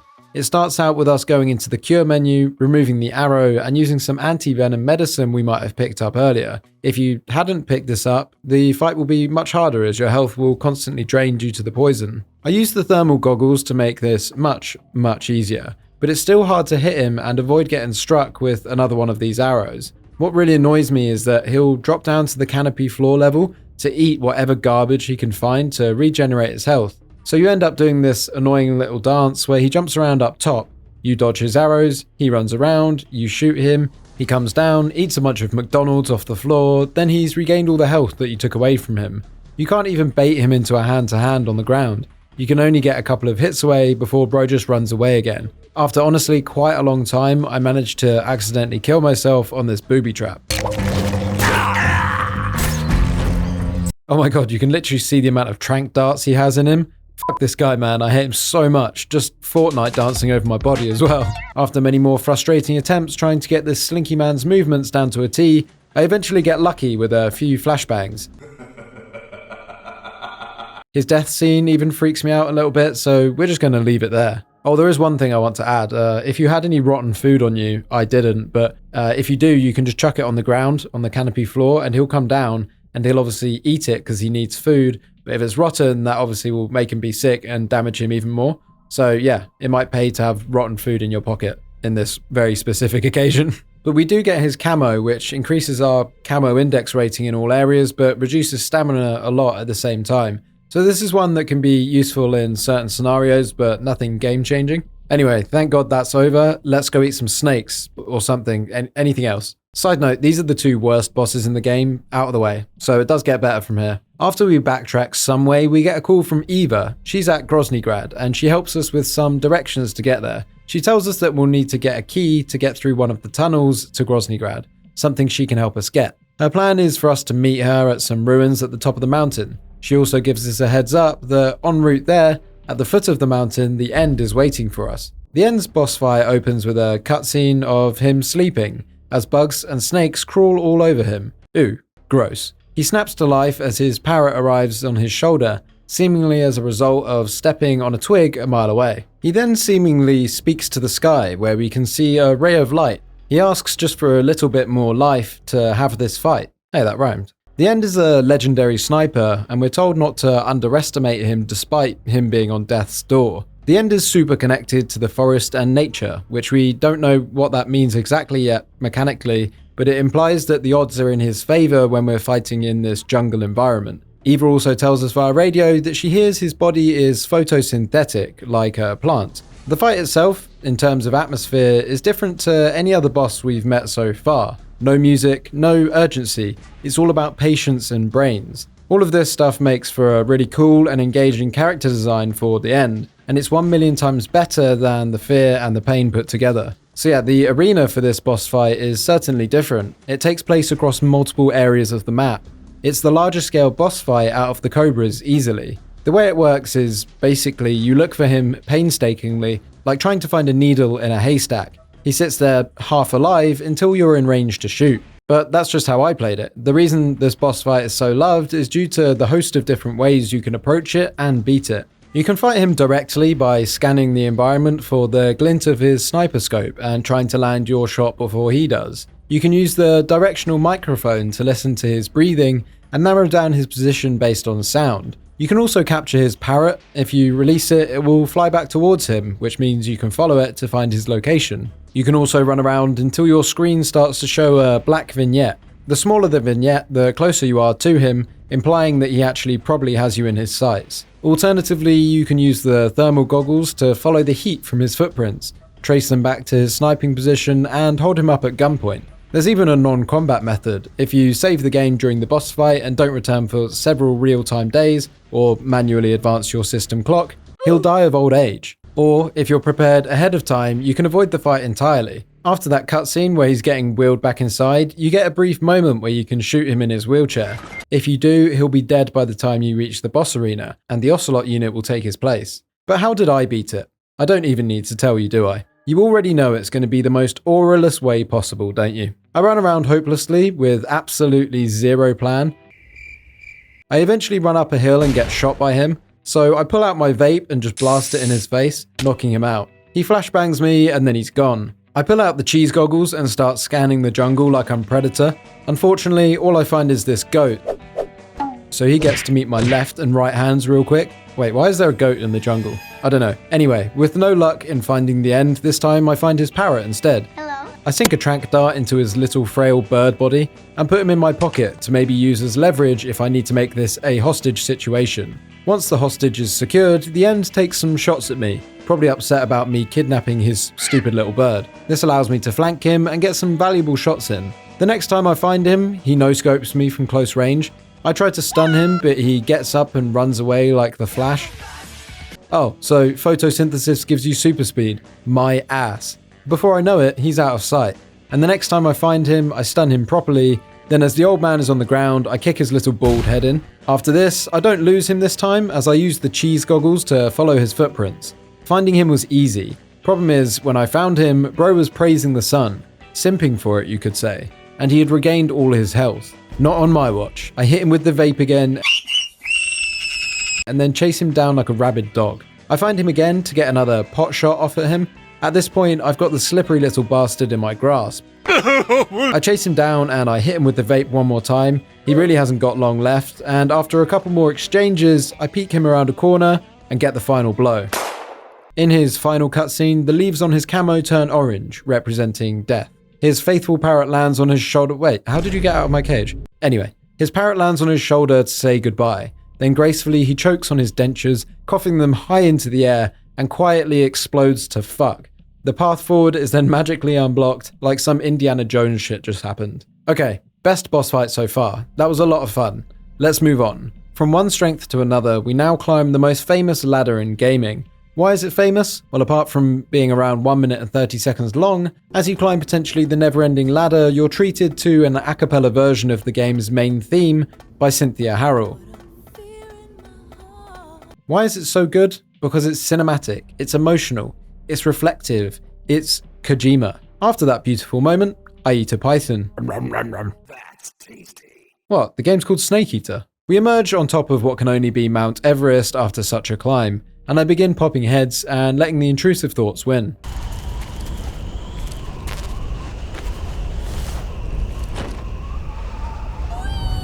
After this, I fail once again at being epic super soldier big boss, and I'm once again sighted by the guards. The alarm is raised and I'm swarmed. I resort to hiding in a corner once again and hip firing my heavy machine gun while screaming. Unfortunately, I died here and got a chance to redo the section properly.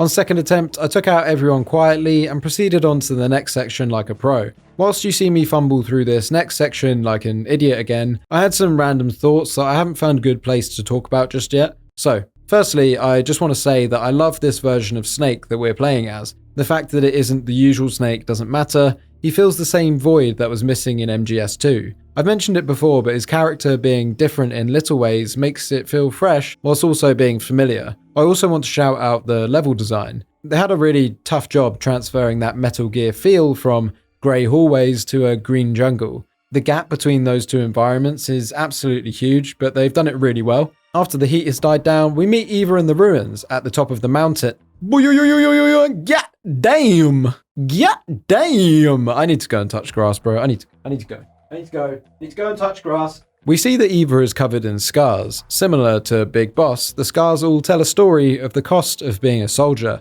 Your body bears the marks of the battles that you've been in. However, Snake doesn't buy it, citing the fact that she was a codebreaker before she defected, and a codebreaker is a desk job. And as a man with a desk job himself, you ain't getting any scars from Microsoft Excel. Eva simply says, well, too bad, a girl's got to have some secrets. And Snake can't really say much back to that. Whether he trusts her or she's lying, it doesn't matter. He needs her to complete the mission. So his attempts to work out if he can trust her are a bit pointless. More out of habit, probably, than anything. Eva says the second test of the Shagohod is near. Security will be ramping up. She gives us a key to the underground tunnel to get to Groznygrad and some ramen. Eva talks us through the general layout of the base and tells us that we'll need to be a major to get into the area where they're holding Sokolov. Just so happens that we have a mask that looks just like one of the majors stationed at this base. Okay, I think this part requires some explanation on behalf of the game from a lore perspective. As for this major looking just like Raiden, and him being called Rykov, this is literally just humour. So from a lore perspective, it's just coincidence. Nothing more, nothing less. But why do we have a mask resembling him in our inventory? Well, that at least does kind of have a minor explanation, and it's essentially theorized that they knew Snake would have to do some infiltration at some point in the mission. So he might have to dress up as certain individuals to get into certain places. So, using the intelligence they have on the soldiers that would be staffed at this base, or maybe through a spy that they have there, they identified Rykov, and using the photo Eva gives us just a minute ago, make a mask. Just in case Snake would need it. FYI, I'm going to call him Raiden from here on out for funsies. Eva also lets us know that she has an exit plan. After the mission is complete, they'll hop on her bike down to the shore, and fly off into the sunset in a wig that she hid down there. Nice one, job's a good un. Thanks, Eva. Up until now, I haven't really spoken about Eva and Snake's relationship that much, and at this point they're kind of still feeling each other out, figuratively, for now. A bit of flirting has preceded it, but from this point on, I think their bond starts to grow. Eva asks Snake about the boss, and in a turn for him, he starts to open up about their relationship for the first time in the game. I'm going to let this cutscene play out because you're probably bored of my voice by now, and it will help you experience what these two characters are like together firsthand, as well as the atmosphere that's created around them through the cinematography, music, and voice acting. Wait a minute. There's something I wanted to ask you. What? What's the story between you and the boss? She was like a mother, and my master. And your lover? It went deeper than that. Deeper? Half of me belongs to the boss. Do you love her? No, nothing like that. Do you hate her? Does it have to be one or the other? Love or hate.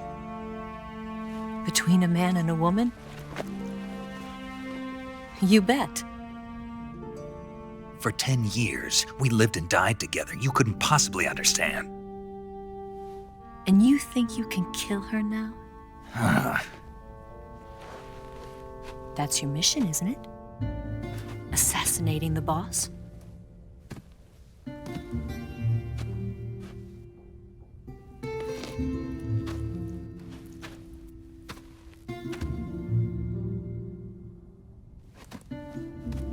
Snake?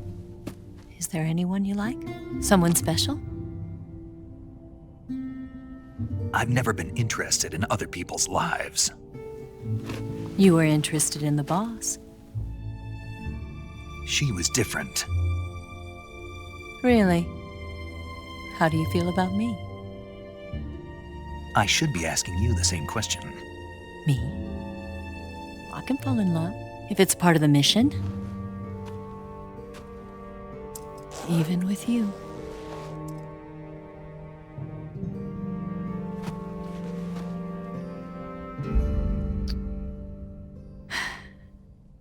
Snake?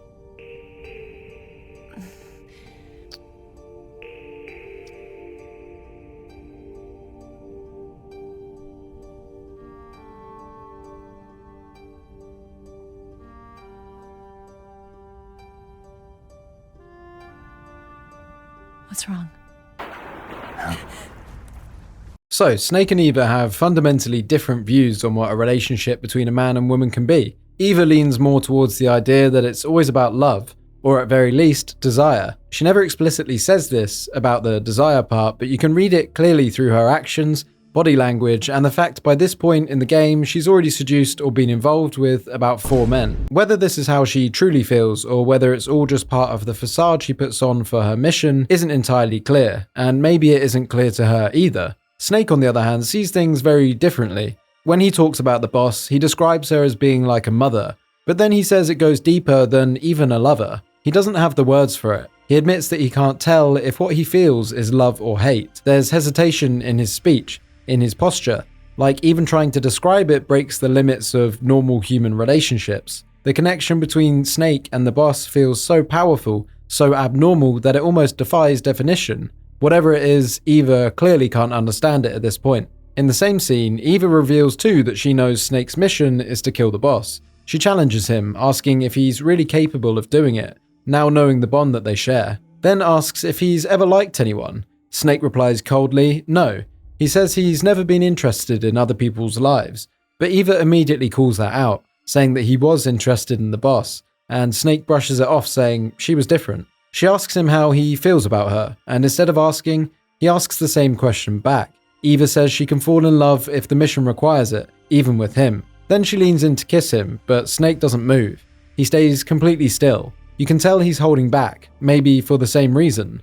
Maybe to him, this isn't part of his mission, so he doesn't act, because what purpose would it serve him? Any romantic involvement with someone would just be extra to the mission and therefore not required. I wanted to take the time to break this section down because from this point on, their relationship begins to shift.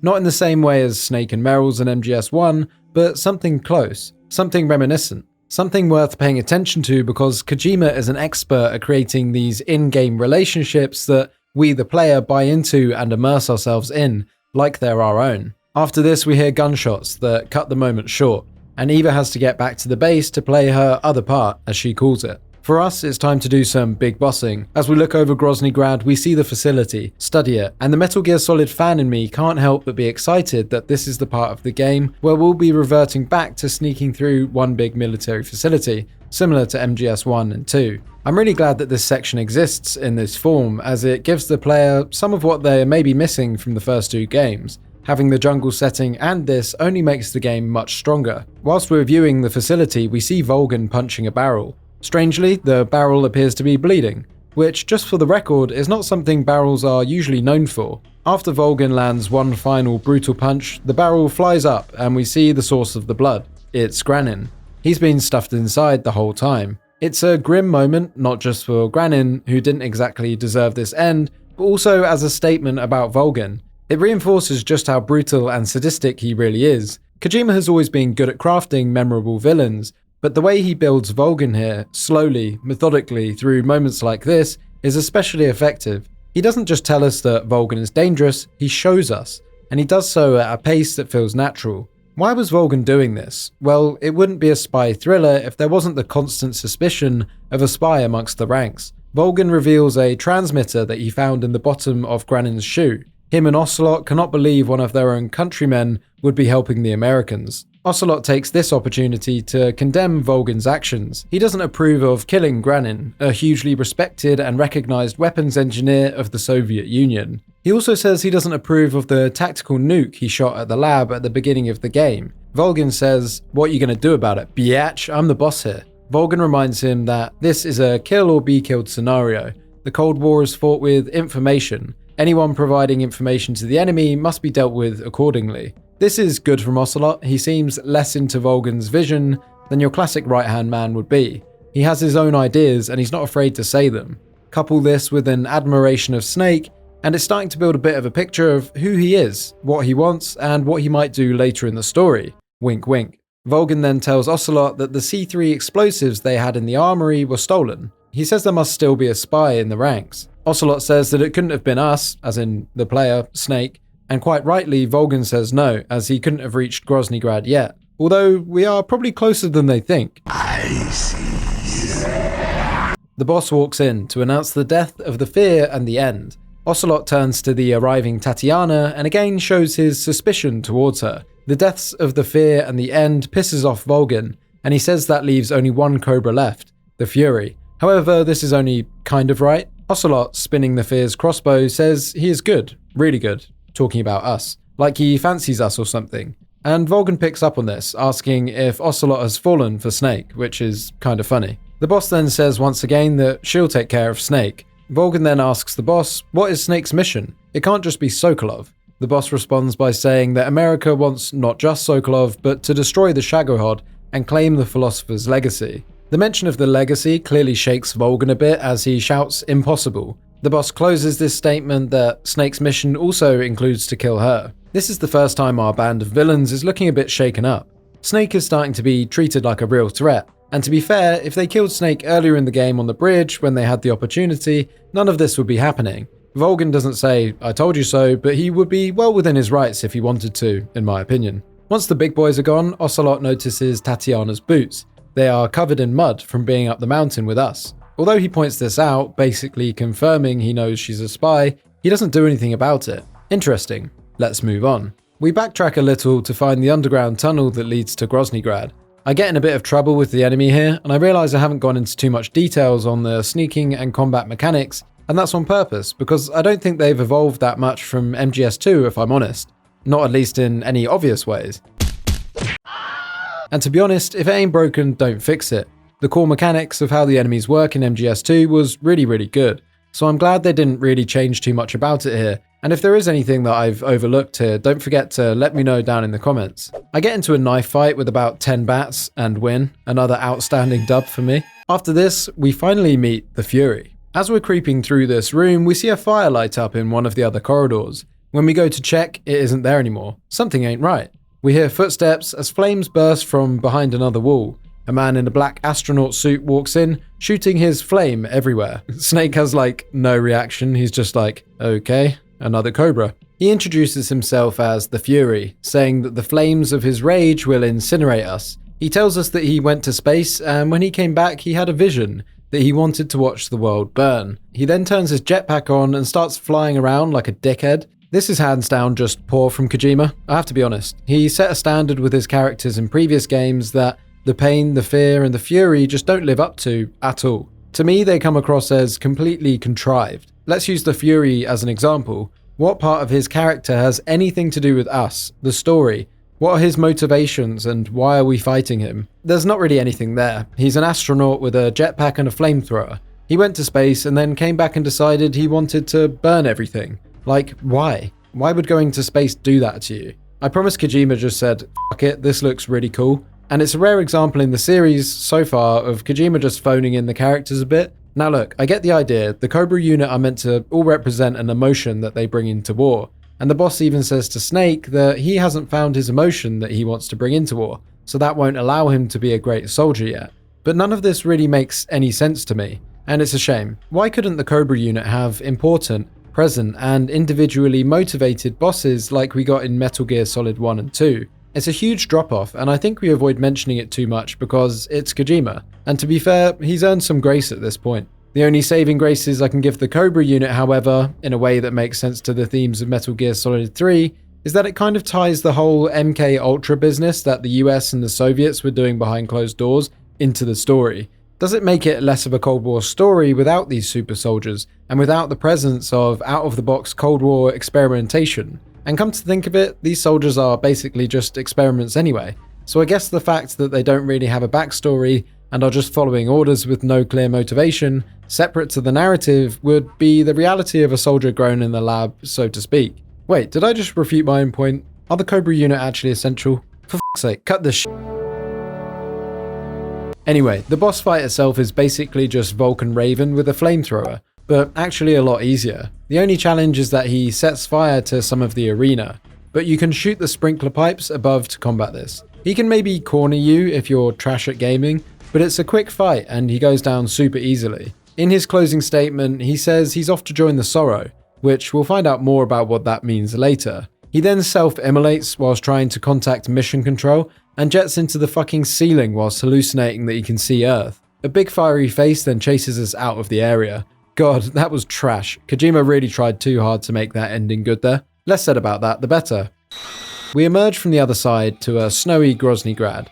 We get a few cinematic shots of the base, the guards, and the spotlights to give us an idea of what we're coming up against. The next thing we have to do is try and find that Raiden-looking guy. I sneak past the guards using the underfloor vents, taking out a few whilst avoiding the spotlights, and blam, I'm into the East Wing. Fortress my ass. When I'm in, once again, I fumble an easy shot and the alarm is raised. I try to hide to let the alert go down, but for some reason everyone just keeps finding me. Oh well, at least we get to listen to some more Harry Gregson Williams.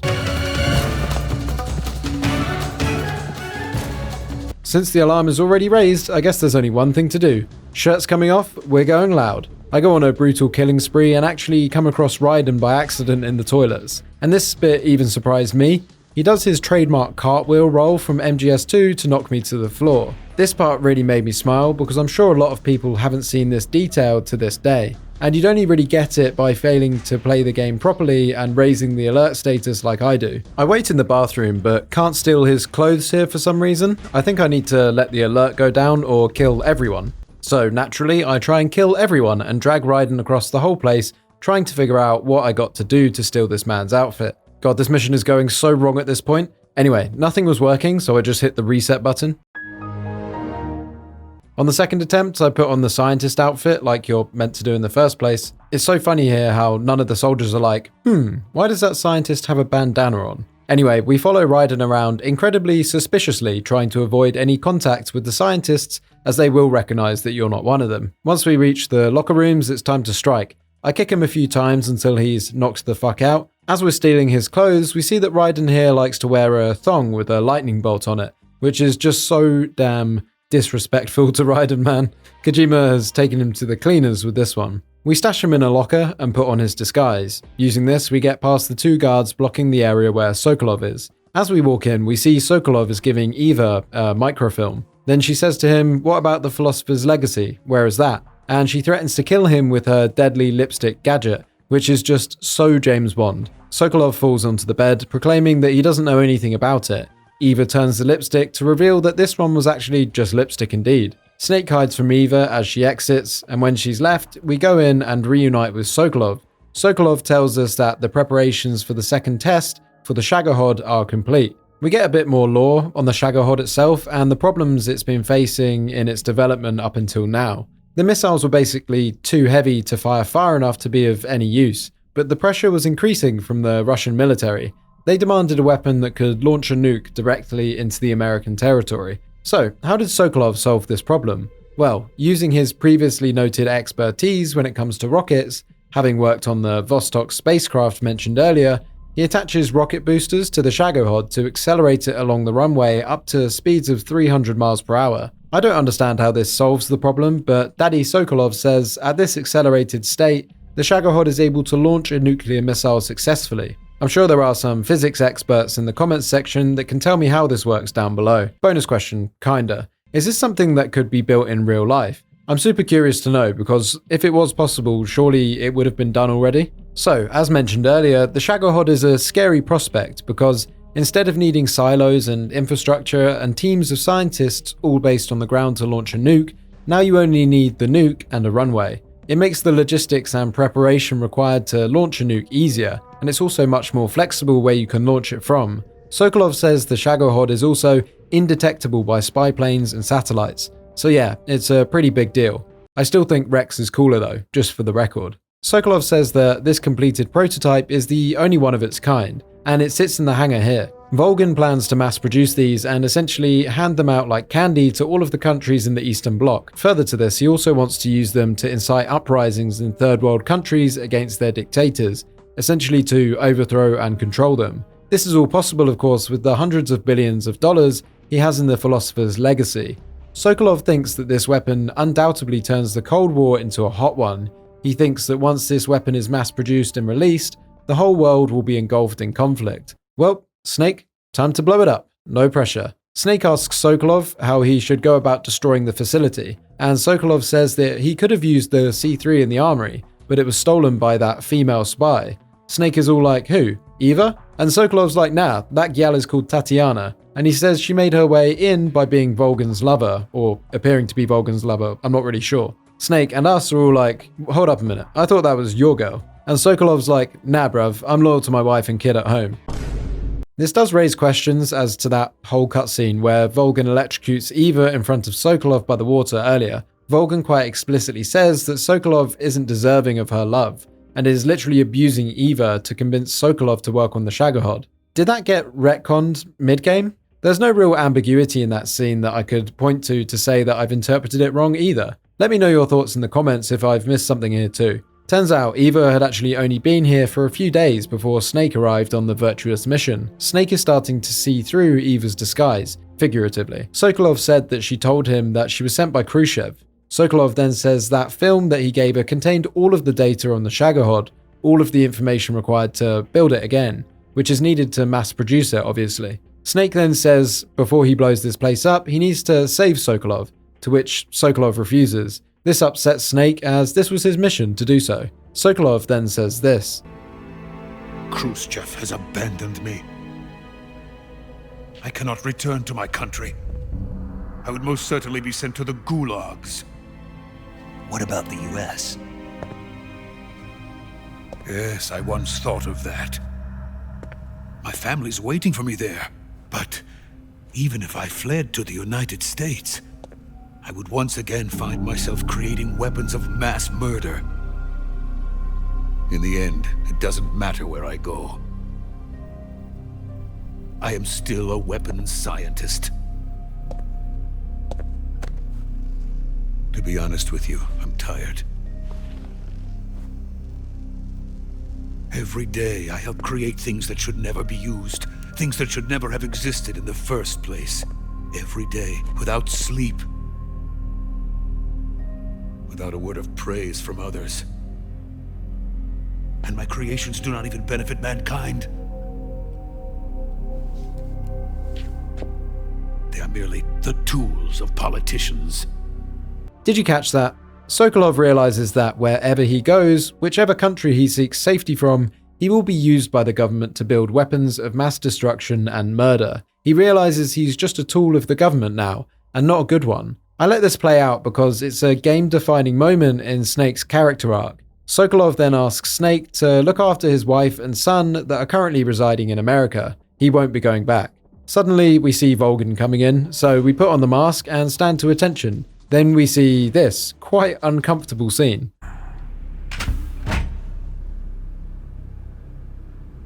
Major, what are you doing here? I've been waiting for you in my room.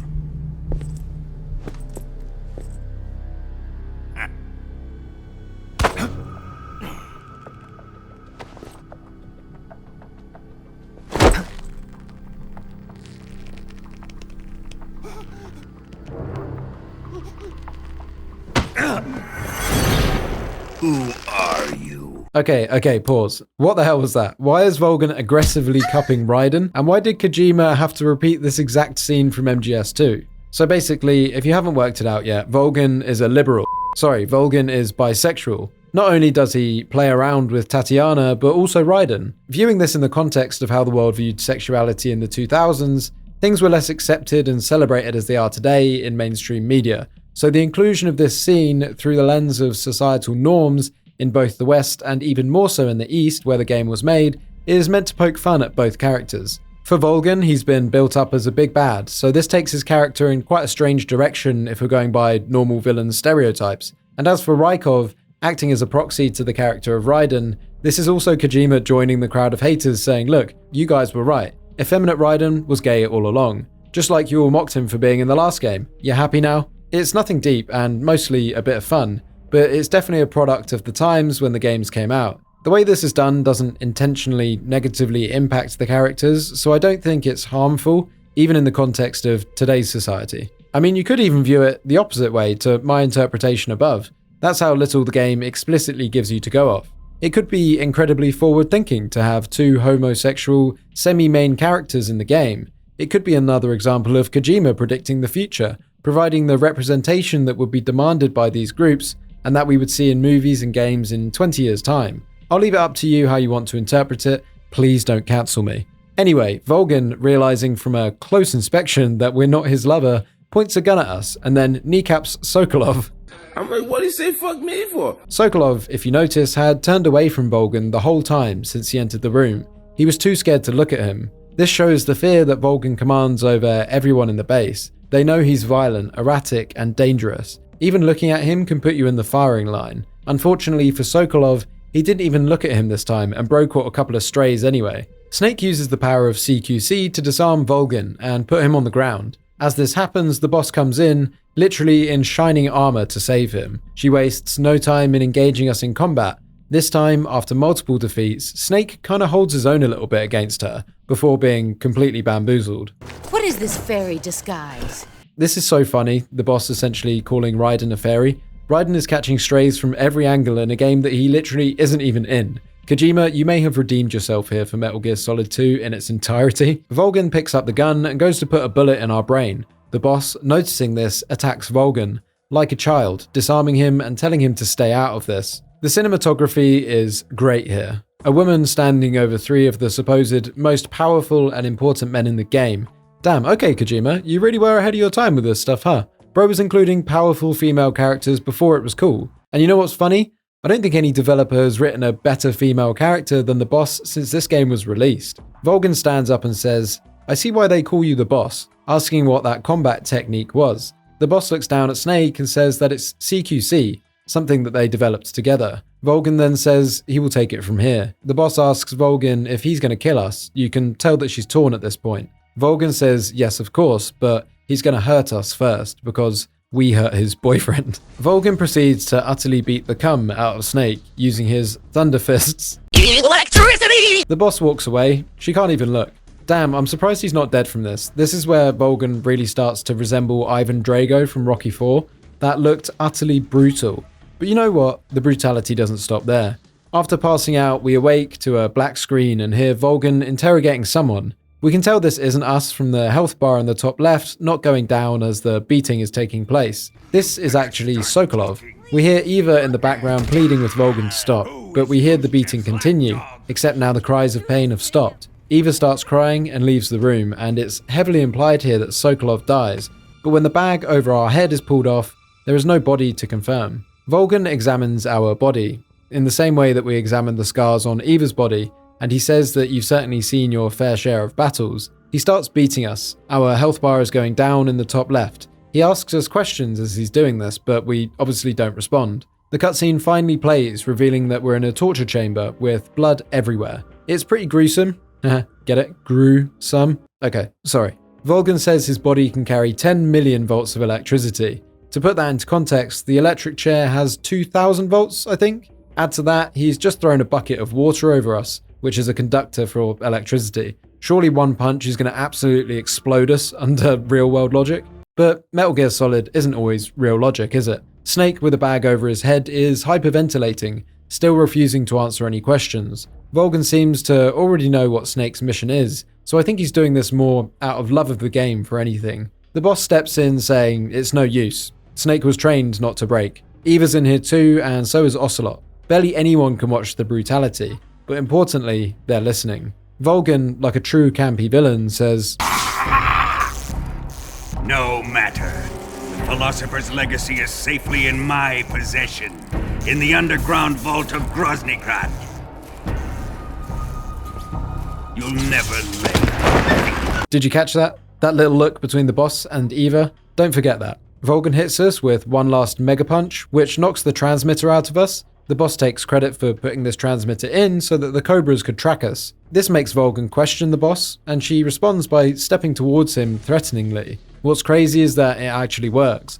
Volgan, of all people, steps back. He physically recoils from her. And I have to say it again, the way this game shows how much power and fear the boss commands is just incredible. Volgan, still paranoid, wants proof that she and Snake aren't working together. In true Cold War fashion, he asks her to cut out Snake's eyes. He says he doesn't like them, and honestly, he probably just hates that they're blue. He tells her that she made Snake into a soldier, and now she'll unmake him. According to Volgan, a soldier's most important asset is his eyes, and without them, he's no longer a soldier. What I love about this scene is that out of the 5 people in the room, 4 of them definitely do not want Snake to lose his eyes / die for different reasons. That is obvious. Ocelot wants to fight him in a fair duel to prove himself, and Eva obviously has feelings for him. And the boss, well, they have that unspoken bond. And also, Snake is Snake, so he defo doesn't want this to happen.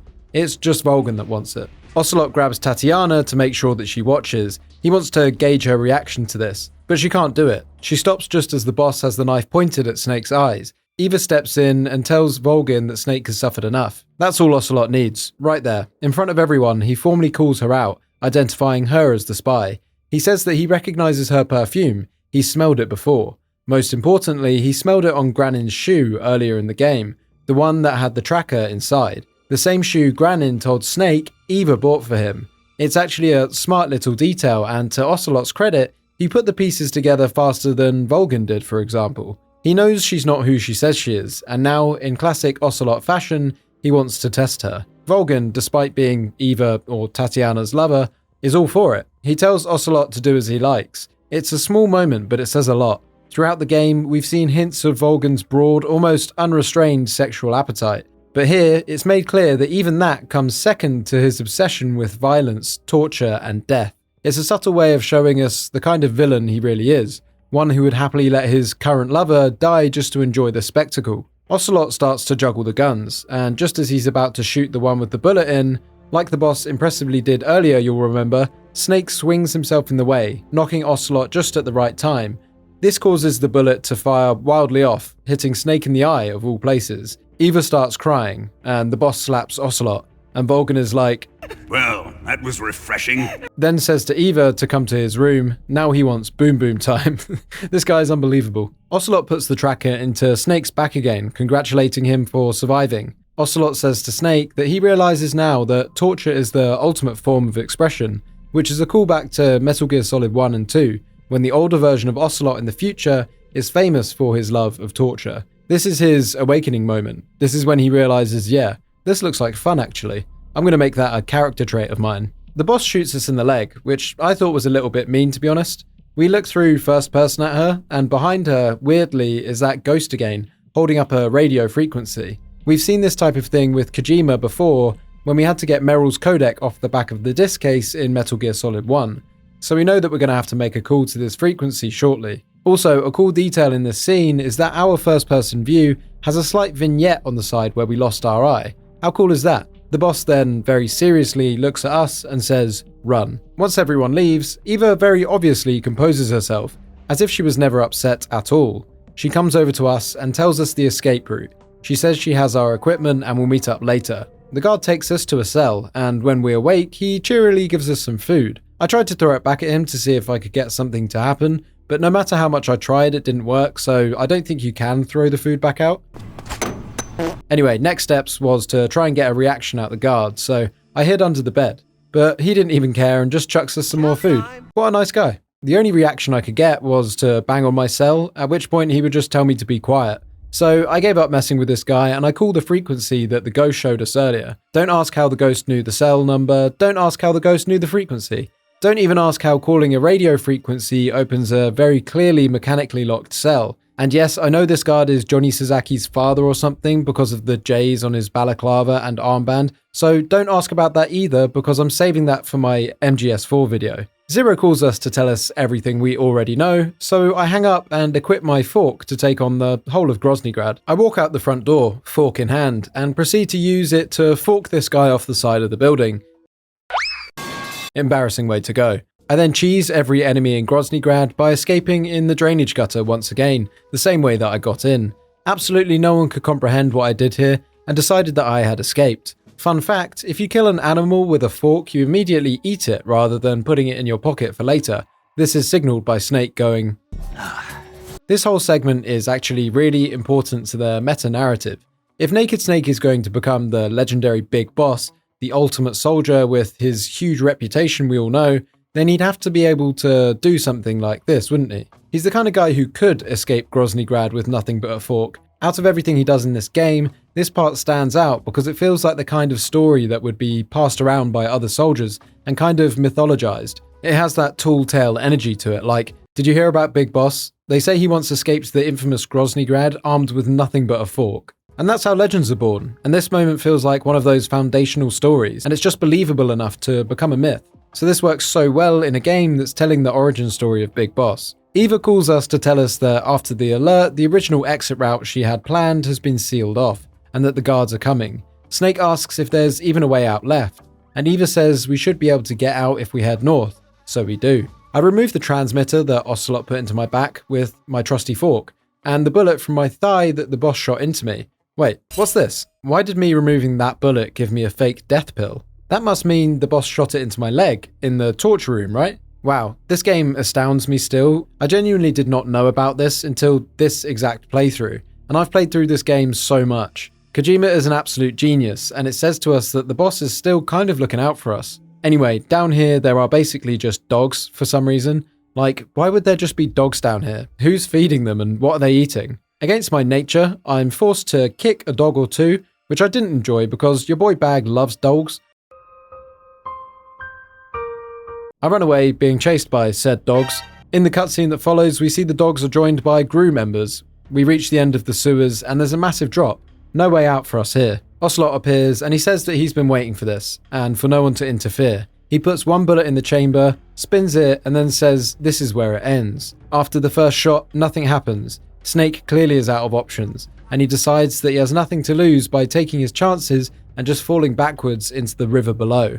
He survived it once before, right? Ocelot runs towards him as once again Snake is slipping out of his grasp. He's firing the gun, but none of the chambers have a bullet in it. Snake survives and Ocelot watches over, saying don't die on me yet. He clearly wants his battle with Snake now, above any other motivation he possibly could have at this stage. Next, Snake seems to have wandered into what seems to be a scene from Apocalypse Now. He's wading through the mangrove bed. The trees are all on fire as it starts to rain. And what's happened every time it's rained so far in the game? The Ghost Man appears. This is the Sorrow, and he certainly has a creepy design. His hood over his face only half covering it, but his bloodshot eyes gleam despite this. When he reveals his face, he tells us that he's filled with sadness, because this world is filled with death. He tells us that the dead are not silent, and that we will know the sorrow of the lives we've ended. That intro was almost poetry, to be honest. His eyes bleed and his glasses crack, and the boss fight begins. This fight is about as easy as it gets to navigate. You just walk forward. It's more of a psychological game this time though. As you proceed, the enemies we have killed in-game haunt us. Yes, and this is exact by the way. If you kill one guy, there will be one guy there. If you killed everyone, everyone will be there. They won't only be there. What makes this really creepy is that some of the ghosts show how you killed them. Like some of them walk around burning alive, some of them with their throats slit, and some will have vultures ripping out their insides, for example if you killed them on top of the mountains. Most comically, I guess, is the ones you shot in the nuts. They'll be doomed to walk eternity like this. But Bag, I hear you ask, what if we did a pacifist run? Well, this is Kojima we're talking about here, guys. If you didn't kill anyone, not even a single animal, there won't be anyone here. How awesome is that for a detail? This is with the exception of the Cobra unit, of course, because even if you kill them passively, they explode anyway in their final cutscene. Don't ask me why. But yeah, this is a really interesting boss fight, if you can call it that, because the Sorrow's health bar is empty anyway, and from what we've seen all game, he's already dead. It makes you ask, did we die from that fall we just took? We were pretty injured when we did it, and the game keeps you guessing at this point. There is a really cool detail I want to mention here that I'm certain some of you don't know. Let me know in the comments if you caught this. During this fight, the Sorrow exclaims, "You will be killed by all of your sons," and you know your sons, and your sons' sons. He also tells Snake that light and darkness dwelled within him. The Sorrow is telling Snake his future. All of this, as you will probably be aware, refers to the Les Enfants Terribles project that is yet to happen. In the future, Big Boss will be cloned, birthing Liquid and Solid, his sons. And as you're probably aware also, they do end up killing him. Sort of. If I spoiled that for anyone, I'll be very surprised, so I'm not apologising. Anyway, the Sorrow will keep shooting magic beams of ghost juice at you, which are pretty easy to dodge. But if you do get hit by it, a JPEG jump scare appears on the screen and the sound of the Sorrow screaming bursts your eardrums. The only other threat is that the ghosts will try and grab you to drain your health. Once you make it past the final Cobra, the water will be clear of bodies and the Sorrow will back off. There'll only be one body left, and it's missing all of its skin. It's just a skeleton reaching out, and if you touch it, you die. Death by jump scare, basically. All jokes aside, this would fit really well into one of those YouTube videos, creepy moments in non-creepy games. It's a complete tonal change, but somehow it still fits into the universe that Kojima has handcrafted over the years. Is that game over? No, because if you take the revival pill here, you actually beat the boss. Another clever subversion of the game mechanics by Kojima, and another thing we've been accustomed to from him in the previous two games. However, it still makes you go, ah, interesting, very smart Mr. Kojima, after you figure it out. He's well known for this stuff for a reason. As we're floating at the bottom of the water, we're hearing a conversation between the Sorrow and someone else. This is the Sorrow's final memory before death, and it sounds like he was assassinated. It wasn't exactly a struggle though, it was something he accepted as it happened, by someone he was either friends with or lovers with. We'll come back to this later. With that, Snake wakes up and scrambles to the surface, and he manages to avoid drowning. We've managed to avoid drowning. He calls Zero and Sigint. Wow, I forgot about Sigint. Sigint tells us about the Sorrow, and in the interest of time, because you've been here for so long now, I'll give you the TLDR. The Sorrow, before he was all dead and that, had special powers like the rest of the Cobra unit. He could see and communicate with the dead, and he could talk to dead soldiers to find out what was going on the battlefield and report intelligence. The boss, pregnant with his child, was ordered to kill the Sorrow, to kill her lover. This is something that we'll find out later, but I want to tell you now because I felt like it. It's important because a running question throughout this game is, does Snake have what it takes to kill the boss? To fulfill his mission against his feelings, against everything he believes in, to kill the person he probably loves the most? Does he have what it takes to be the ultimate tool of the government, the ultimate weapon? The boss killing the Sorrow shows that she once again had what it takes to do that, and it ties into her lore, and how respected and feared she is by everyone in the game. Is Snake going to be able to do the same? After this, Eva calls us and tells us to meet her up ahead under the waterfall. When we get there, we find a fire and some ramen laid out. I bet Snake's well up for that after everything he's just been through. He's probably starving.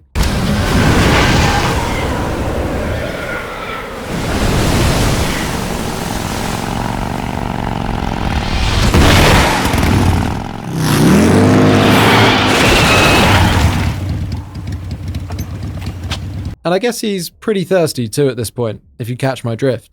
Eva, you could use a towel. You serious? This is peak humor from Kojima. Goddamn, this line always makes me laugh. These scenes with Snake and Eva kind of have a combination of music, cinematography, and dialogue, as I mentioned earlier, that is better experienced firsthand than described to understand why players buy into their relationship so much. So I'm going to let this play out for you. And if you think that it's just going to be a bit of flirting, boy oh boy, does it get horny right about now. I'm not even sorry this time.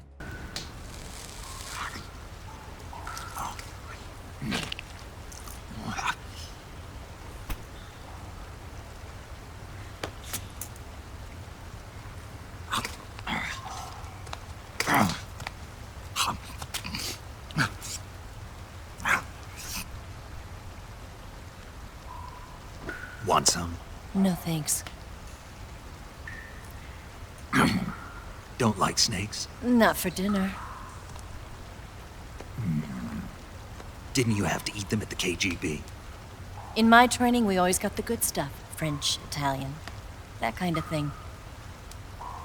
A regular Mata Hari. The least you could do is call me Cynthia. Tell me something. How does it feel to spy on your own country? I can't say it feels good, but it's my job. Can't even eat a snake during a mission, huh? I wouldn't mind eating you.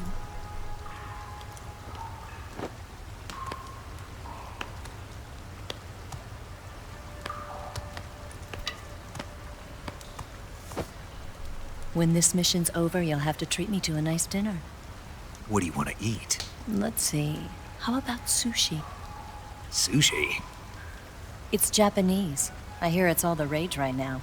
Supposedly it's made from raw fish. Raw fish? Just the place for my survival techniques.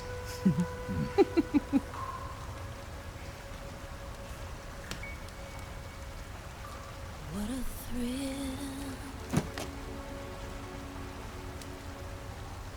With darkness and silence through the night. Snake?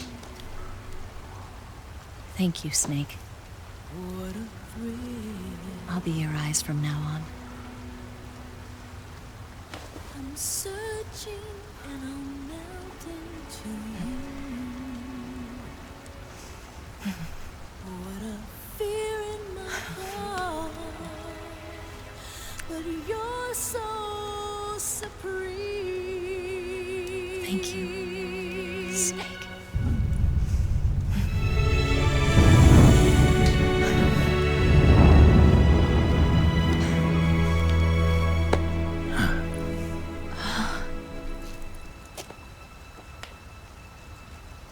Don't worry about it. Are you all right? It's not like I can't see. I've got one good eye and can still fire a gun. Really?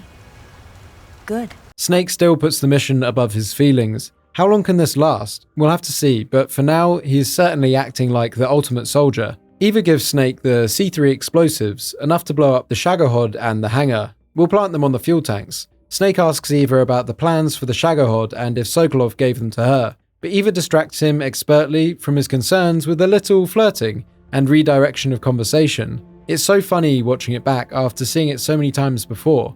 You can really see how good Eva is at manipulating men. Whilst we're talking about Eva, she gets on the bike, and for a character that we know absolutely nothing about for certain, whether she's playing others, us, or everyone, she lets the veil drop. You seem like you were born on one of those.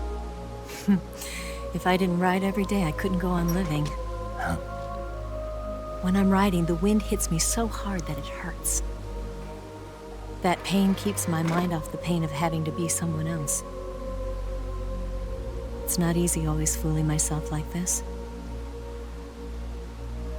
It's only when I'm on the bike that I'm free to be the real me. I only get off my bike when I fall in love or fall dead. After that beautiful, revealing monologue, Snake makes me absolutely piss myself again with this. Hey! What? You're gonna get wet again. Oh, I forgot to mention, the Sorrow's camo we got after beating him masks our footsteps now, which is actually really useful. And just look at us now. We've got the bandana, the eye patch, a big full beard. Subtly throughout the game, we have become Big Boss. This transition has happened at a reasonable pace that matches our progression from a top soldier to a legend, which is nicely done and fits the narrative. This is the origin story of Big Boss, how he became who he is, and we see it happening not only just mentally but physically in real time. We once again break back into Groznygrad through the floor. A vehicle comes and parks over the manhole we crawled out of, so there's no going back the way we came like we did earlier. I have to say my sneaking performance in this game is absolutely awful. I go loud with my AK and just run and gun my way to the Shagohod's hangar. Yeah, totally sneaked it, bro. On the way in here, I picked up the sneaking suit, which can be found in the locker that you put Raiden in earlier. This suit I actually didn't like much as a kid when I first played it, but now it's kind of iconic, and it matches the one the boss wears, just a different color, so I whack it on. My first attempt at planting the explosives goes wrong again. One of the bullets I was mercilessly spraying at an unarmed scientist hit the fuel tank and got me a game over. On second attempt, I actually managed to big boss it, taking out everyone semi-quietly with the Moisen Nagant. You might be wondering why I'm brutally shanking all the scientists whilst they sleep. Well, these are the maintenance team for the Shagohod. This is another amazing detail from Kojima that most don't know about, and I'll tell you exactly why I did it shortly. I plant the C3, and as I'm making my way out, we're spotted by Volgin and Ocelot. Eva is on the ground in the Meryl position, as I like to call it. The boss disarms us and asks why we came back. We get into a little friendly fistfight for the, 10th time, and she sits us on our ass. Ocelot walks over and holds us at gunpoint. As we look at him, we once again see the Sorrow. This time he's holding up a timer, which is the countdown for our C3 to go off. Now captured, Volgin tells us that he found Eva snooping around his underground vault, where he previously said the Philosopher's Legacy was in the torture room. And, well, Eva was trying to steal it. Volgin shows everyone the legacy, then proceeds to blow up Eva's radio device. Volgin says she's a fine woman, and it almost pains him to have to kill her. Then he laughs maniacally and boots her in the tum-tum. Eva then pulls out her killer lipstick from behind her back and tries to use it on him, but Volgin is too quick and catches her doing it. You dirty whore. I've had enough kisses from you. This line is hilarious. Sorry, I just had to include it. I've had enough kisses from you. Ooh. Snake intervenes and asks Volgin to explain what the Philosopher's Legacy is, in what I interpret as a delay tactic to distract him from harming Eva any further. Volgin goes over his plan, which we've already discussed. He thinks the Shagohod will be able to make the world whole again, through creating order and fear of one great deterrent. The boss is given the legacy and she's told to keep it safe by Volgin.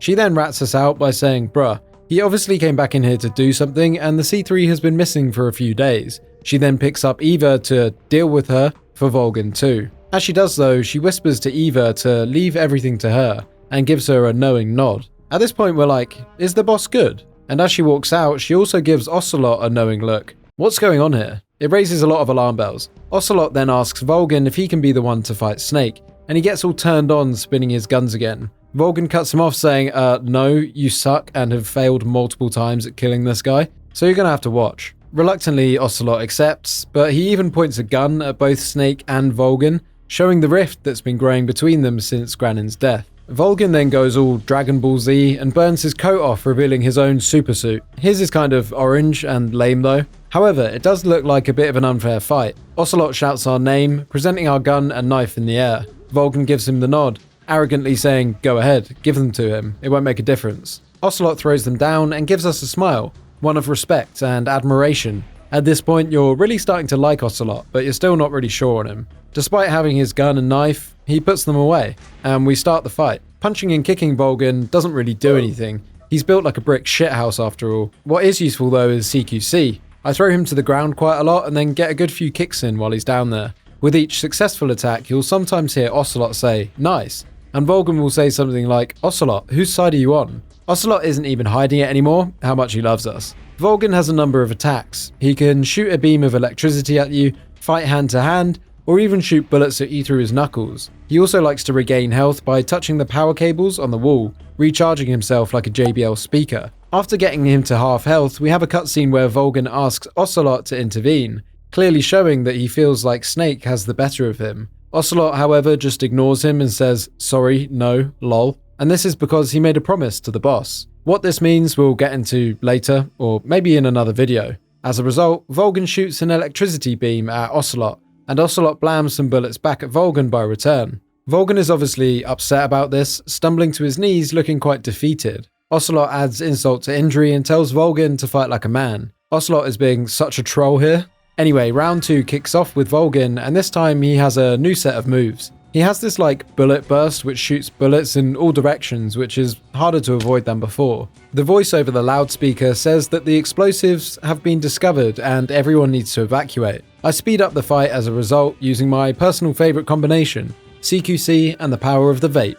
Volgin is no match for this, and because we defeated him in the nice way, we get the Cold War camo, which I'll show you later. For now, Snake tries to make his escape after besting the brutal and feared Colonel Volgin in hand-to-hand combat, This, again, is the stuff of legends. Everyone is running out of the facility, and as we get out, Eva pulls up on the bike just in time, with her tits out. Let's go. The explosion erupts behind us. Snake asks Eva how she escaped, and she says that the boss actually let her go. And this is a huge revelation, but we'll come back to it later. Snake says that he can't leave yet, as he still has one more job to do. Eva says that the boss is already at the lake by the plane that they're going to be escaping in. She's waiting for Snake there. At this point, everyone is a bit confused. Eva hugs us and says she doesn't want us to fight her, but she also understands that we have to. She also passes on a message from the boss that she asked to tell Snake.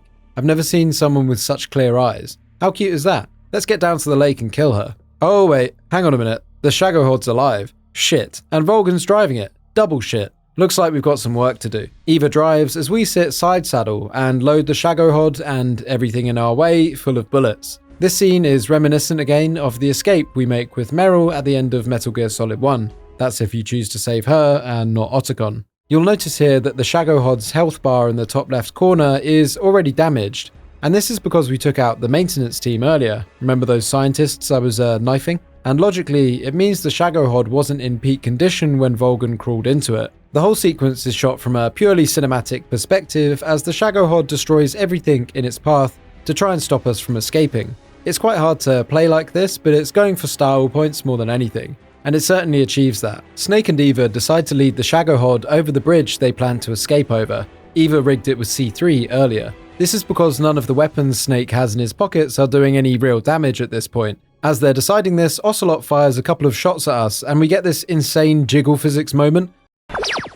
Kojima, what is this? She wasn't even moving. I love this game, man. Ocelot hops in his own bike in pursuit of us, and tries a good few times to knock us off. He chases us through the hangar we just blew up, where we managed to lose him for now. We make it onto the runway whilst fighting off some GRU soldiers on bikes, all the while with the ever-looming Shagohod gaining on us in the background. Volgan kicks the rocket engines into gear to catch up with us, ramming us and firing missiles. We can't do much about the ramming, but the missiles you'll need to shoot out of the sky to avoid dying. Yeah. Eva takes a hard right, just avoiding getting made into mincemeat by the tracks of the Shagohod. Up ahead is the bridge we planted C3 on. Eva crosses the bridge, then we need to get out and shoot the explosives at the right time to down it once and for all. We wait until the right moment and...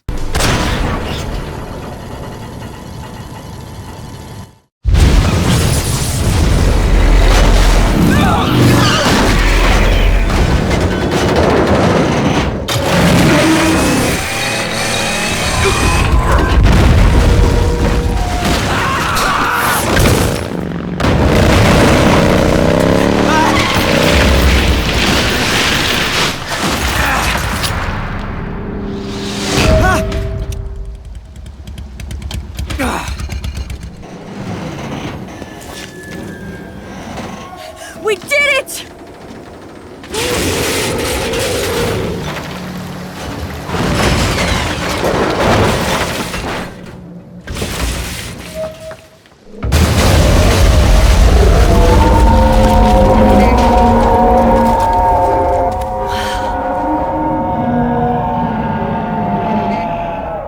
It's over.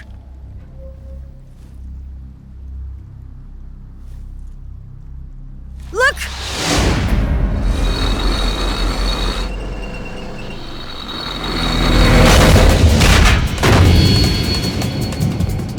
Ah, shite. The front half of the Shagohod survived. Unfortunately, this is the bit Volgan is in, and kind of has all the weapons on it. I'm not finished yet!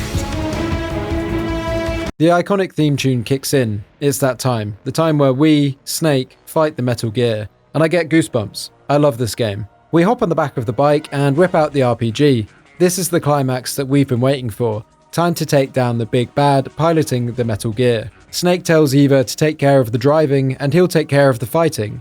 They share a kiss and smile. They're going to do this together. In this fight, you'll need to demobilize the Shagohod by targeting its tracks, then hitting its weak spot. And I'm in my flow state at this point, just going full big boss on this shit. I think I actually go completely hitless during this, which is pretty cool. And this final fight is another example of what makes the man into the legend, winning against all odds, and doing it with a sexy blonde girl next to you. This is cinema. In the second phase, Volgan steps out of the cockpit. He pulls all the cables of the Shagohod out and controls it like some kind of parasite from atop. Eva tells us to hop off, She'll distract him, and I hop on a turret and start raining cum on Volgan. Say hello to my little... Ouch. We go again. I probably use more bullets in this one boss fight than the whole game combined. Eva is just kind of doing nothing at this point, circling around Volgan as he targets us. But bless her, she's trying. I get the final hit off, and we see Volgan and the Shagohod bend to their knees. It starts raining. Volgan says, "Who's afraid of a little thunder?" And ironically, he should be, as he is struck by lightning and bursts into flames as he's tied to the power cables of the Shagohod. Snake and Eva share a moment, and a hug, with the fireworks of Volgan's body going off in the background. Now Volgan might be down, but the Gru are still in hot pursuit. We hop back on the bike and make our escape. For some reason, the quality of the visuals just becomes ass here. I think it's because they're trying to make it look like it's raining, and we're just going very fast. So I don't want to dwell on this section. It's essentially more of the same gameplay from when we were fighting our way out of Grozny Grad and the runway, but as we escape down the mountain and back to the jungle. Just as it looks like victory is in sight and we've escaped, Eva says that we're leaking fuel. Both Snake and Eva look at the fuel tank at the same time, causing them not to see a branch covering the path. They crash into it and go flying. Snake is hurt, but relatively okay. Eva, however, has been impaled on a branch. Eva asks how it looks, and Snake doesn't mince his words, saying, "Pretty bad." Looking up to see the fire from the bike's explosion, Snake realizes that the Gru will zero in on this location soon, and they need to go. Let's go. Leave me. Eva! The boss is waiting for you. You have to go. Give me a gun. No, we're getting out of here. We're still far away from the lake. I'll never make it. I can't believe this. Uh-huh. I never thought I'd see you act this weak. What do you mean? Listen to me, Eva. We're doing this together. No, you... Eva, I need you. Say that one more time. I need you. I can't fly the wig by myself.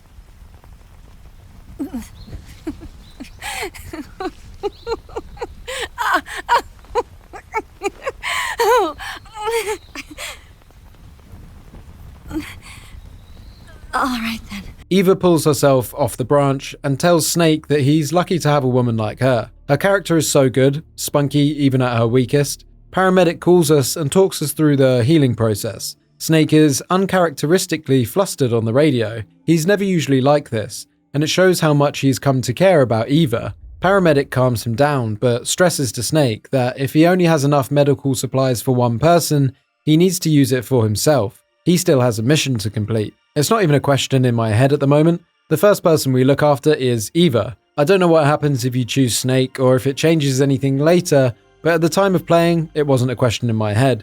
That's just how much you buy into and love these characters. Oh, and the cure menu has jiggle physics. Let's go! After we heal her up, we get a cutscene. Even after helping her, she's still weak. Snake gives her the gun and talks her through how to use it. In the next section, we have to guide a wounded Eva past enemy patrols to get to the lake. There are, as always, different ways you approach this and different routes down to the lake. But there was only ever going to be one way I was going to do this. Tops off, big machine gun out, screaming and moidering. I realized at this point my whole playthrough was basically accidentally role-playing as Rambo. I've never played an MGS game like this, but it was actually so fun hearing Snake just shout in rage every time he shot this gun. It's so different to how I've approached all my other playthroughs of all the other games before. We reach the lake, and Eva gets a burst of energy as she sees the sparkling water and the wig. Both of them smile. They can't believe they've made it. But Snake knows he still has one last thing to do. Eva goes to the wig, and Snake goes to meet the boss. It's final showdown time. As we step into the field of white flowers, a blast rocks us. It's the shockwave of the Davy Crockett, the second of the two nukes that the boss defected with, this time fired by her at Grozny Grad. The boss appears behind us. What's about to happen? This isn't just a boss fight, it's an expose and admission of who the boss is. A farewell not to an enemy, but to a teacher, a mother, a ghost. As Snake approaches, the boss isn't angry. She's not hostile. She's actually calm, peaceful, almost poetic. Light is but a farewell gift from the darkness to those on their way to die.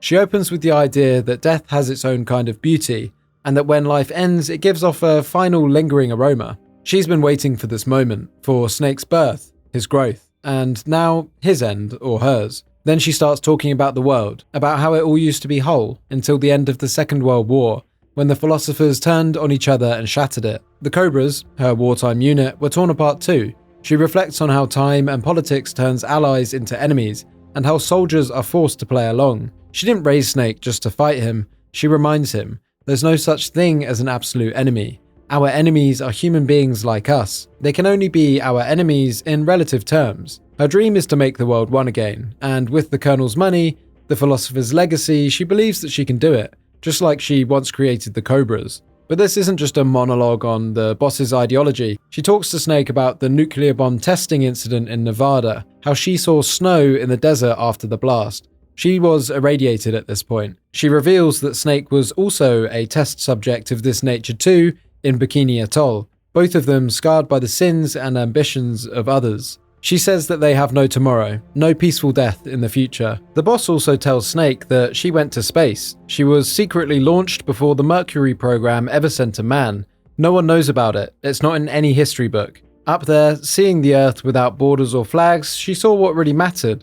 We were all on the same planet. No communism, no capitalism, just people floating on a rock. That's the world she wanted to see, but it never came. Instead, betrayal. She watched the Bay of Pigs collapse as her government pulled support. She was abandoned there, humiliated, and sent underground. Then she was ordered by the philosophers to kill the Sorrow, her comrade, her lover, and she did. She then explains again the origin of the philosophers, a secret alliance between the US, Soviets, and China after World War II. But now, they've lost their ideals. They've become war itself, feeding endless conflict through manipulation. And she reveals something else. She was their child. Literally, the last child of the philosophers. She then says how the philosophers took everything from her, even her child who was born on the battlefield. She shows Snake the scar from the birth, curling across her body like a snake.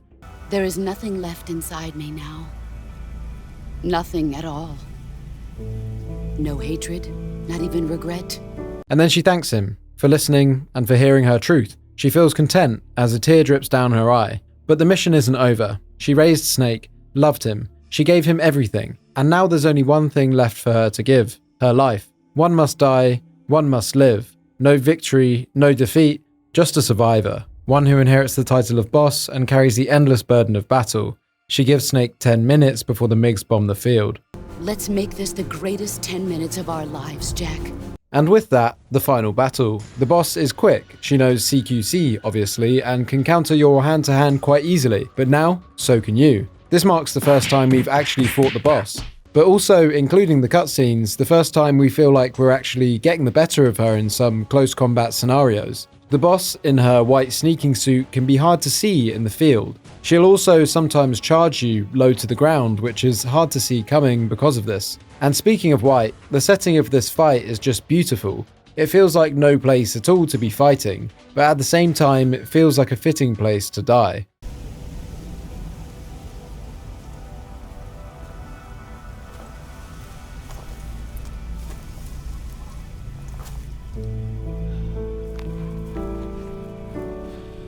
Take this. Keep it safe.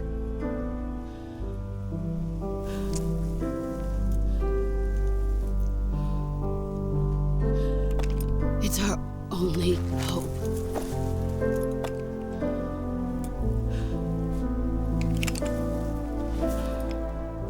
A patriot? Why are you giving me this? Jack. Or should I say, Snake. You're a wonderful man. Kill me. Kill me now. Do it.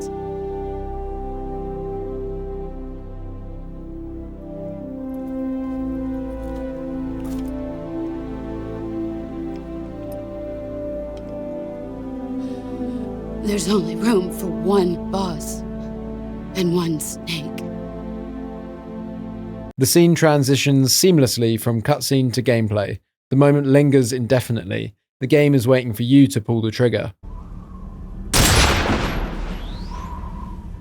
Snake looks into the sky, his mission complete. The field turns blood red, no words. The boss's horse approaches and sniffs her body, letting out a cry for her. The boss's scars start moving and materialize into a white snake that leaves her body. As she said in her speech, the survivor inherits the title of boss, and with it is cursed to endure endless battle. So now, finally, we witness the birth of the new boss, Big Boss. The scene cuts as we join Eva and Snake taking off in the wig, Eva asking if he's okay. But Snake is locked in thought, holding a red petal before losing it to the wind. Snake takes a seat, removes his belt. Just as this happens, one of the engines goes. Ocelot again? You've got to be kidding me. He throws himself aboard, and Snake and Ocelot immediately start a fistfight. No weapons, just two blokes going at it. Eva says that with Ocelot's weight and one engine that we're too heavy to take off. It's a pretty even fight. They even break for a second to compose themselves again. All the while, Eva is panicking, directing the plane away from crashing into anything. They continue fighting. There's a newfound arrogance and competency in Snake. He's fighting like a complete soldier, like a legend, like it's just a game to him now. Ocelot has improved too, similarly treading in his footsteps, developing with each encounter, just like Snake did with the boss. Ocelot then resorts to pulling out a gun as a sign of defeat. He says that it doesn't feel right to shoot an unarmed man, but he goes to do it anyway. Eva throws Snake a gun. Both guns are completely empty, which is kind of weird and pathetic. However, Ocelot saved a bullet from the time he chased Snake down the sewers of Groznygrad, and he pulls it from his neck, asking if Snake is up for one final showdown. Snake obliges, and Ocelot loads the gun and mixes them up with some trickery. Ocelot asks Snake for his real name before the final showdown. Ocelot reveals his name to be Adamska, and Snake says that his name is John, even though the boss called him Jack earlier. His real name is never confirmed, same for Ocelot. Both could well be and are probably lying, although Ocelot seems genuine here for some reason. We choose the gun on the left, and we partake in a good old-fashioned standoff, turning and firing at the same time. Ocelot fires a full set of empty bullets. Snake doesn't fire his at all. But why didn't you pull the trigger?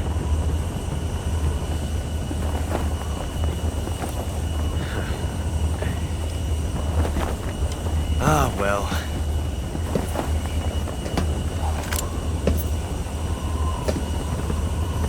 Till we meet again, John.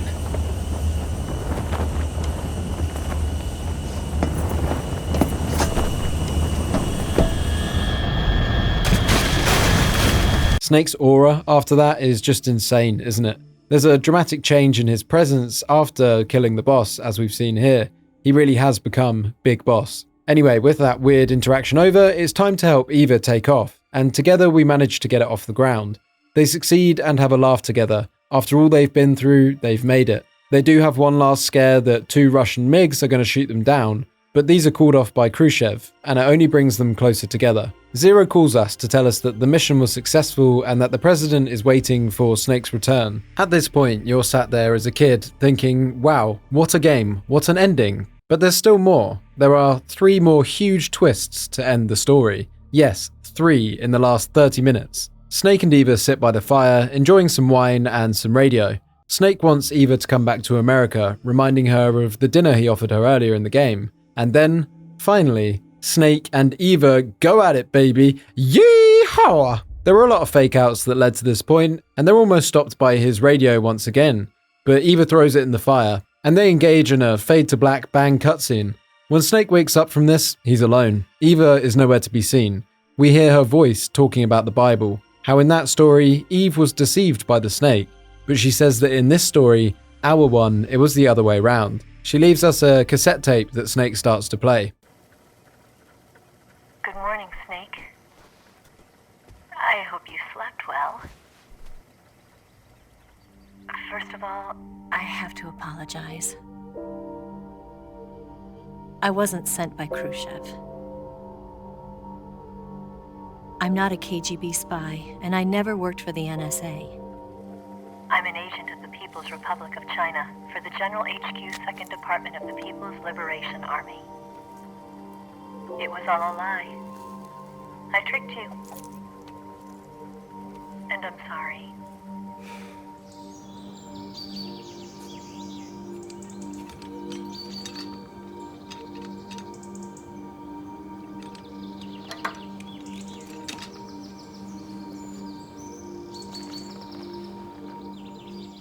The philosophers still exist in China, too. You see, my mission was to find out where Volgin was hiding the philosopher's legacy and steal it. So I infiltrated his base as a KGB spy. The 2 NSA codebreakers who defected in 1960 were actually both men. The real Adam never showed up at the meeting place, saving me the trouble of having to eliminate him. I sneaked in by pretending I was Eva. And you and Sokolov and Volgin, you all believed me. The philosopher's legacy was originally held in common between the US, Soviet Union, and China.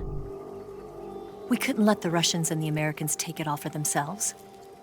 The Chinese government had its eye on the legacy too. I got the film containing the legacy, and also the nuclear missile launch data from the Shagohod. 5 years ago, the Soviet Union stopped supplying us with nuclear weapons technology. Since then, China's Liaodong easing, hydrogen bomb, and space rocket projects have fallen behind. But with this data, our country will be able to develop its own nukes. We'll create a deterrent force to rival those of the US and Soviet Union. Everything has gone according to plan, thanks to your help. I too am one of the philosophers. I'm an agent of the philosophers, a graduate of one of their charm schools. I was raised in a joint US-Soviet-Chinese facility to become a sleeper agent.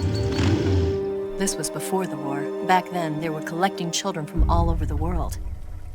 As a result, I'm indistinguishable from a native-born American. So it didn't surprise me when you and Volgin couldn't tell the difference.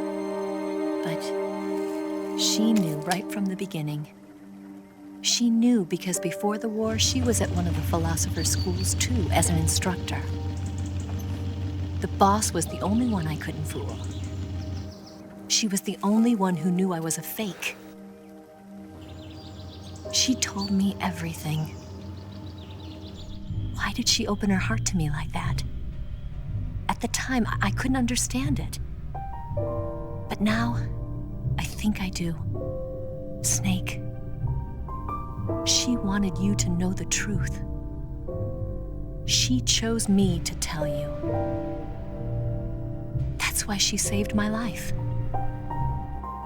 I've lied to you so many times, but not this time. My orders from the government were to obtain the legacy and to eliminate everyone who knew the truth about what happened. In other words, I'm supposed to kill you.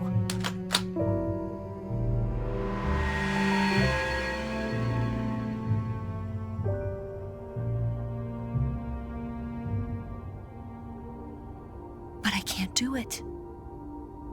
Not because we loved each other. And not because you saved my life. But because I made a promise to the boss. And I intend to keep it. I just wanted you to know. And you have to live.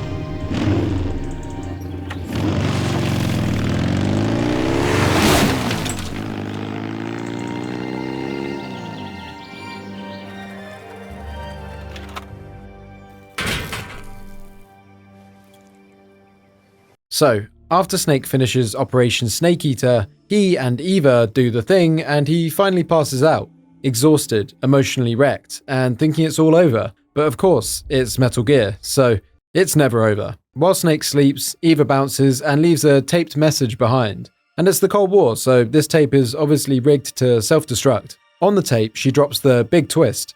She was working for the Chinese the entire time. That big-ass radio she carried around, not for show. It was her direct line back to China. Her actual mission was to steal the Philosopher's legacy and hand it over to China to help them revive their own branch of the Philosophers. Snake, listen to me. She didn't betray the United States. No. Far from it. She was a hero who died for her country. She carried out her mission knowing full well what was going to happen. Self-sacrifice. Because that was her duty.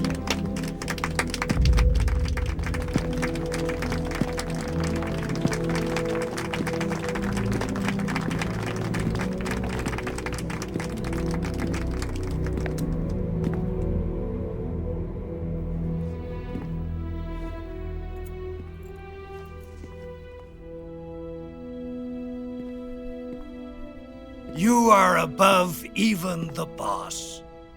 I hereby award you the title of Big Boss.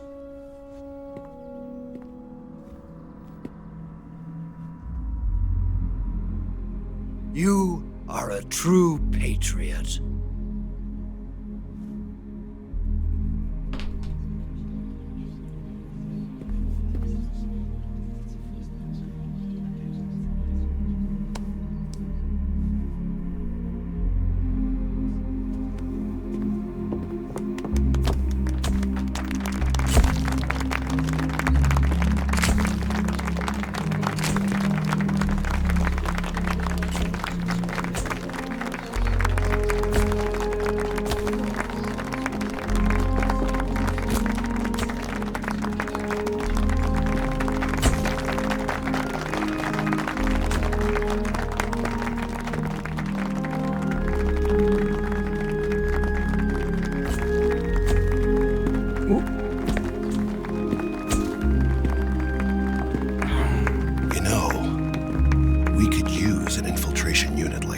In the army.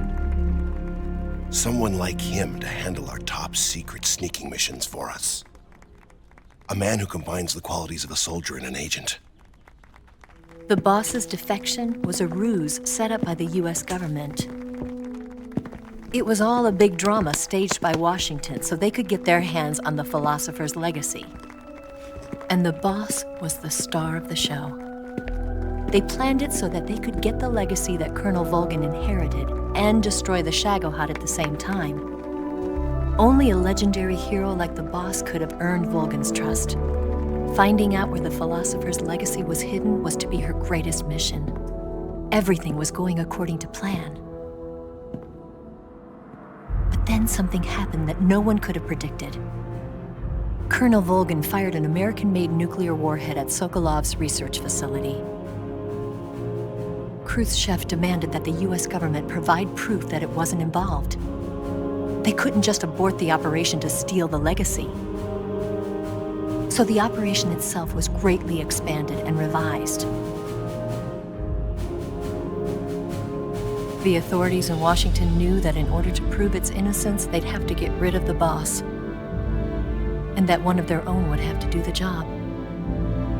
The public couldn't be allowed to find out about it. Not ever.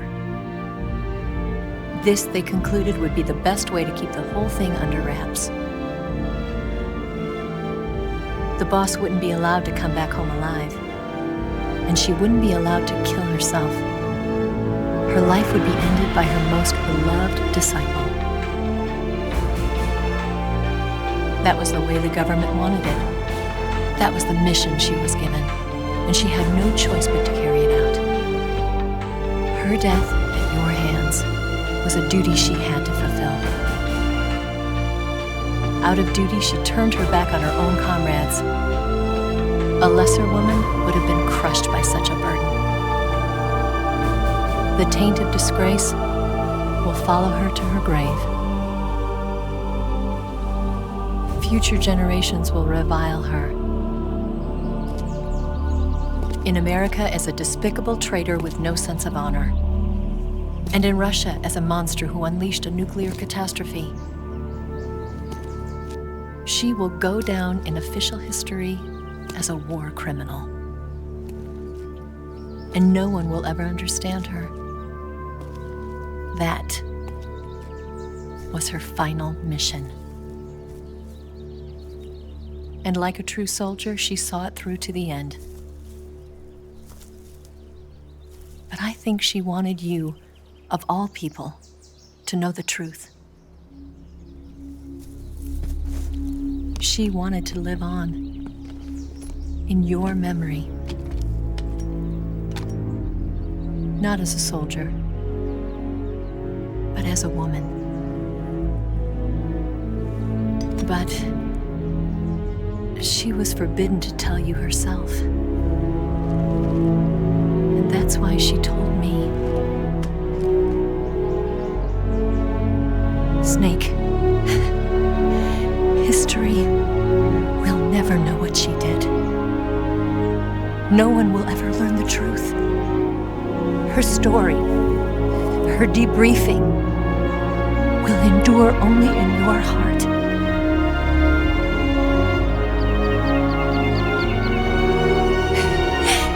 Everything she did for her country. She sacrificed her life and her honor for her native land. She was a real hero. She was a true patriot.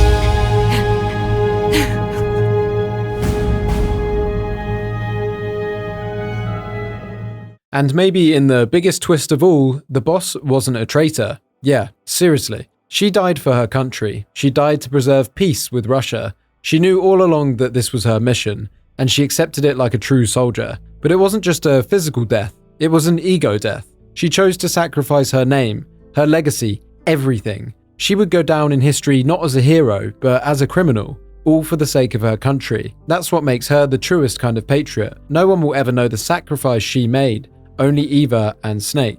And the way it's delivered is insanely good. Eva's voice plays over the top of Snake, now Big Boss, standing in silence, brushing off handshakes, ignoring praise, and reluctantly accepting his medals. No words, no pride, just pain. Then he visits her grave, lays down her weapon, and salutes with a tear in his eye. And this doesn't just come out of nowhere. We saw signs that there was some relationship growing between the boss and Eva. How often did they enter the room or scene together? And we also saw them leave areas together, just those two. We could see that there was some understanding between them too, something that wasn't clear to us at the time, but is now revealed. Kojima sprinkled just enough information throughout the game to be able to pull off this reveal in a believable way. Holy cinema. But we still have one more McTwisty, and oh boy is it a good one. In true Kojima style, it happens right after the credits finish rolling. Yes, Grozny Grad and the Granin Research Facility have both been wiped out without a trace. I understand, sir, but they were necessary sacrifices. Yes, the CIA has taken care of the boss themselves. I believe the White House will be satisfied. Khrushchev is finished. Your time has finally arrived. Yes, the American president is relying on us to keep a lid on the whole affair. We've got him by the balls. It should make a valuable trump card in future negotiations. Yes, Chief Director, of course. I'll keep the KGB informed.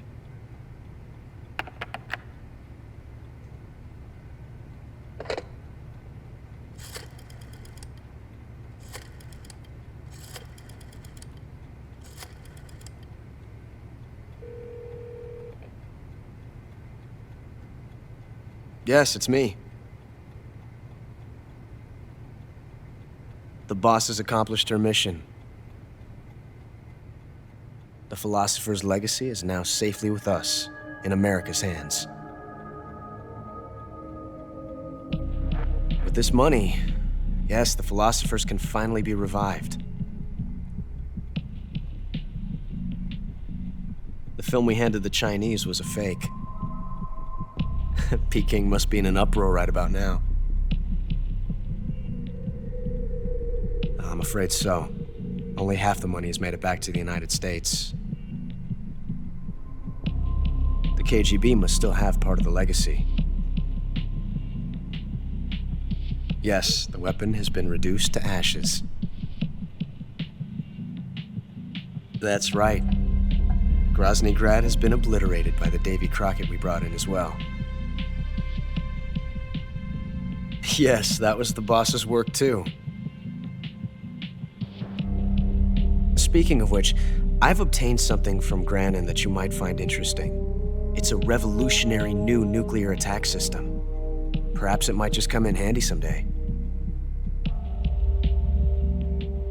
Yes, we have Snake to thank for that. Khrushchev believed it as well. Yes, they bought our story. I don't think they'll be making a fuss. The secondary alert has been lifted as well. And the Soviets still haven't discovered my true identity.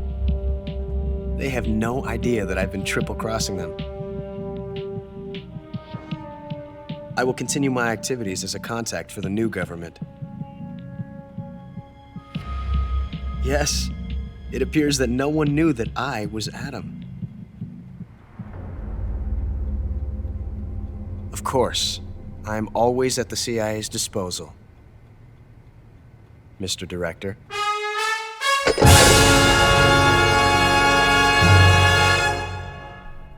We hear Ocelot's voice. First, he's speaking with the KGB director, noting that Khrushchev is finished. I found this confusing because the KGB are meant to be aligned with Khrushchev, and the GRU aligned with Brezhnev. This is strange, but I think it's confirmed in a wiki entry that the head of the KGB contributed to the ousting of Khrushchev later down the line. So maybe the KGB director he's speaking to was also double-crossing Khrushchev the whole time in a bid to retain his position when Brezhnev finally took over. Oh my god, this story is insane. But then, after hanging up, Ocelot makes a second call. This time, he's reporting to the director of the CIA. Yes, this is the real conversation. Ocelot confirms that Grozny Grad and the Granin research facility have both been wiped out. The Philosopher's Legacy, at least part of it, is now in America's hands. Snake completed his mission. Ocelot then casually reveals that the film Eva delivered to the Chinese was a fake, and that Peking must be in uproar by now. This clarifies that the boss, as alluded to earlier, saw right through Eva's disguise, and she foresaw that Eva would steal the legacy from Snake, because she also saw how close they were getting. So what this means is the boss gave Snake a fake microfilm, and she gave Ocelot the real one. Ocelot then admits that only half the legacy made it back to the United States, with the implication that the KGB still holds the rest. Even so, it's clear that the CIA, through Ocelot, gained control of the mission's outcome. He also mentions acquiring a prototype nuclear weapon system from Granin, which he suggests might be useful in the future. This forms the basis for the Metal Gears that would be seen in sequels and chronologically later prequels such as Metal Gear Solid 1. Finally, he confirms what the player may have suspected all along, that he was Adam, the contact Snake was meant to meet at the beginning of the game. No one, not the Soviets, not the Chinese, not even Snake, knew this. He was never Volgin's man, and he was always operating under CIA orders, and this kind of makes him like a triple agent or something. And you know the best thing about these revelations? It's a real middle finger to Volgin. He was meant to be the big bad that had the big perfect plan, but in that torture scene where he's beating Snake to within an inch of his life, everyone in that room was a spy. Ocelot, Eva, the boss, everyone had ulterior motives. He was being played by literally everyone. And that's what makes this such a good Cold War/spy thriller. If you go back and replay the game with all of these revelations, you'll have a totally different experience that really leaves you in awe of Kojima's storytelling and writing capabilities. My word, Kojima, you don't go quietly into the night, do you? And yeah, that's it. That's Metal Gear Solid 3 Snake Eater. A story about loyalty, deception, legacy, and the ultimate soldier who makes the ultimate sacrifice, all told through a game that still feels as sharp and meaningful as it did the day it released. This isn't just where Big Boss begins, it's where the entire saga defines its emotional and ideological core. Mechanically, it's easily one of Kojima's most ambitious titles.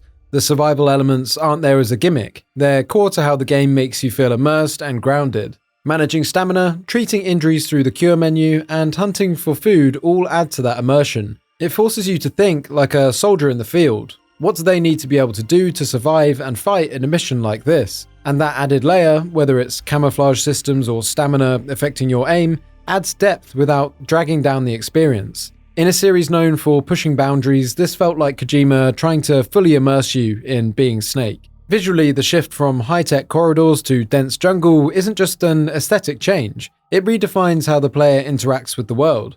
Gone are the sterile halls of Shadow Moses or the Big Shell. Here, the jungle is alive. You can feel it and you can hear it. The atmosphere is oppressive still, but in a different way to games previous.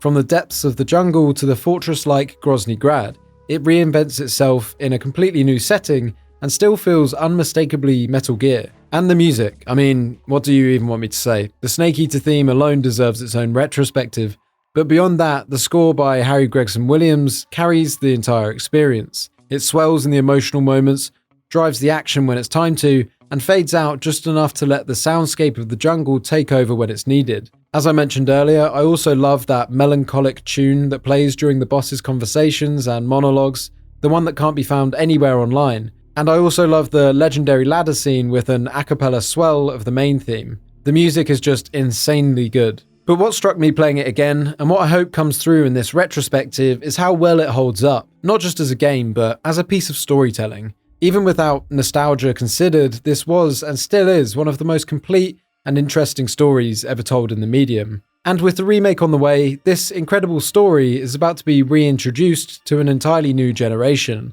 But unfortunately for you guys, this game doesn't even scratch the surface of understanding what the Metal Gear series is about. No single game does. There's too much detail, depth, and information across all of the games that intertwine with this game and other games. Let's just hope Konami can remake every single game in the series. Now that would be sexy.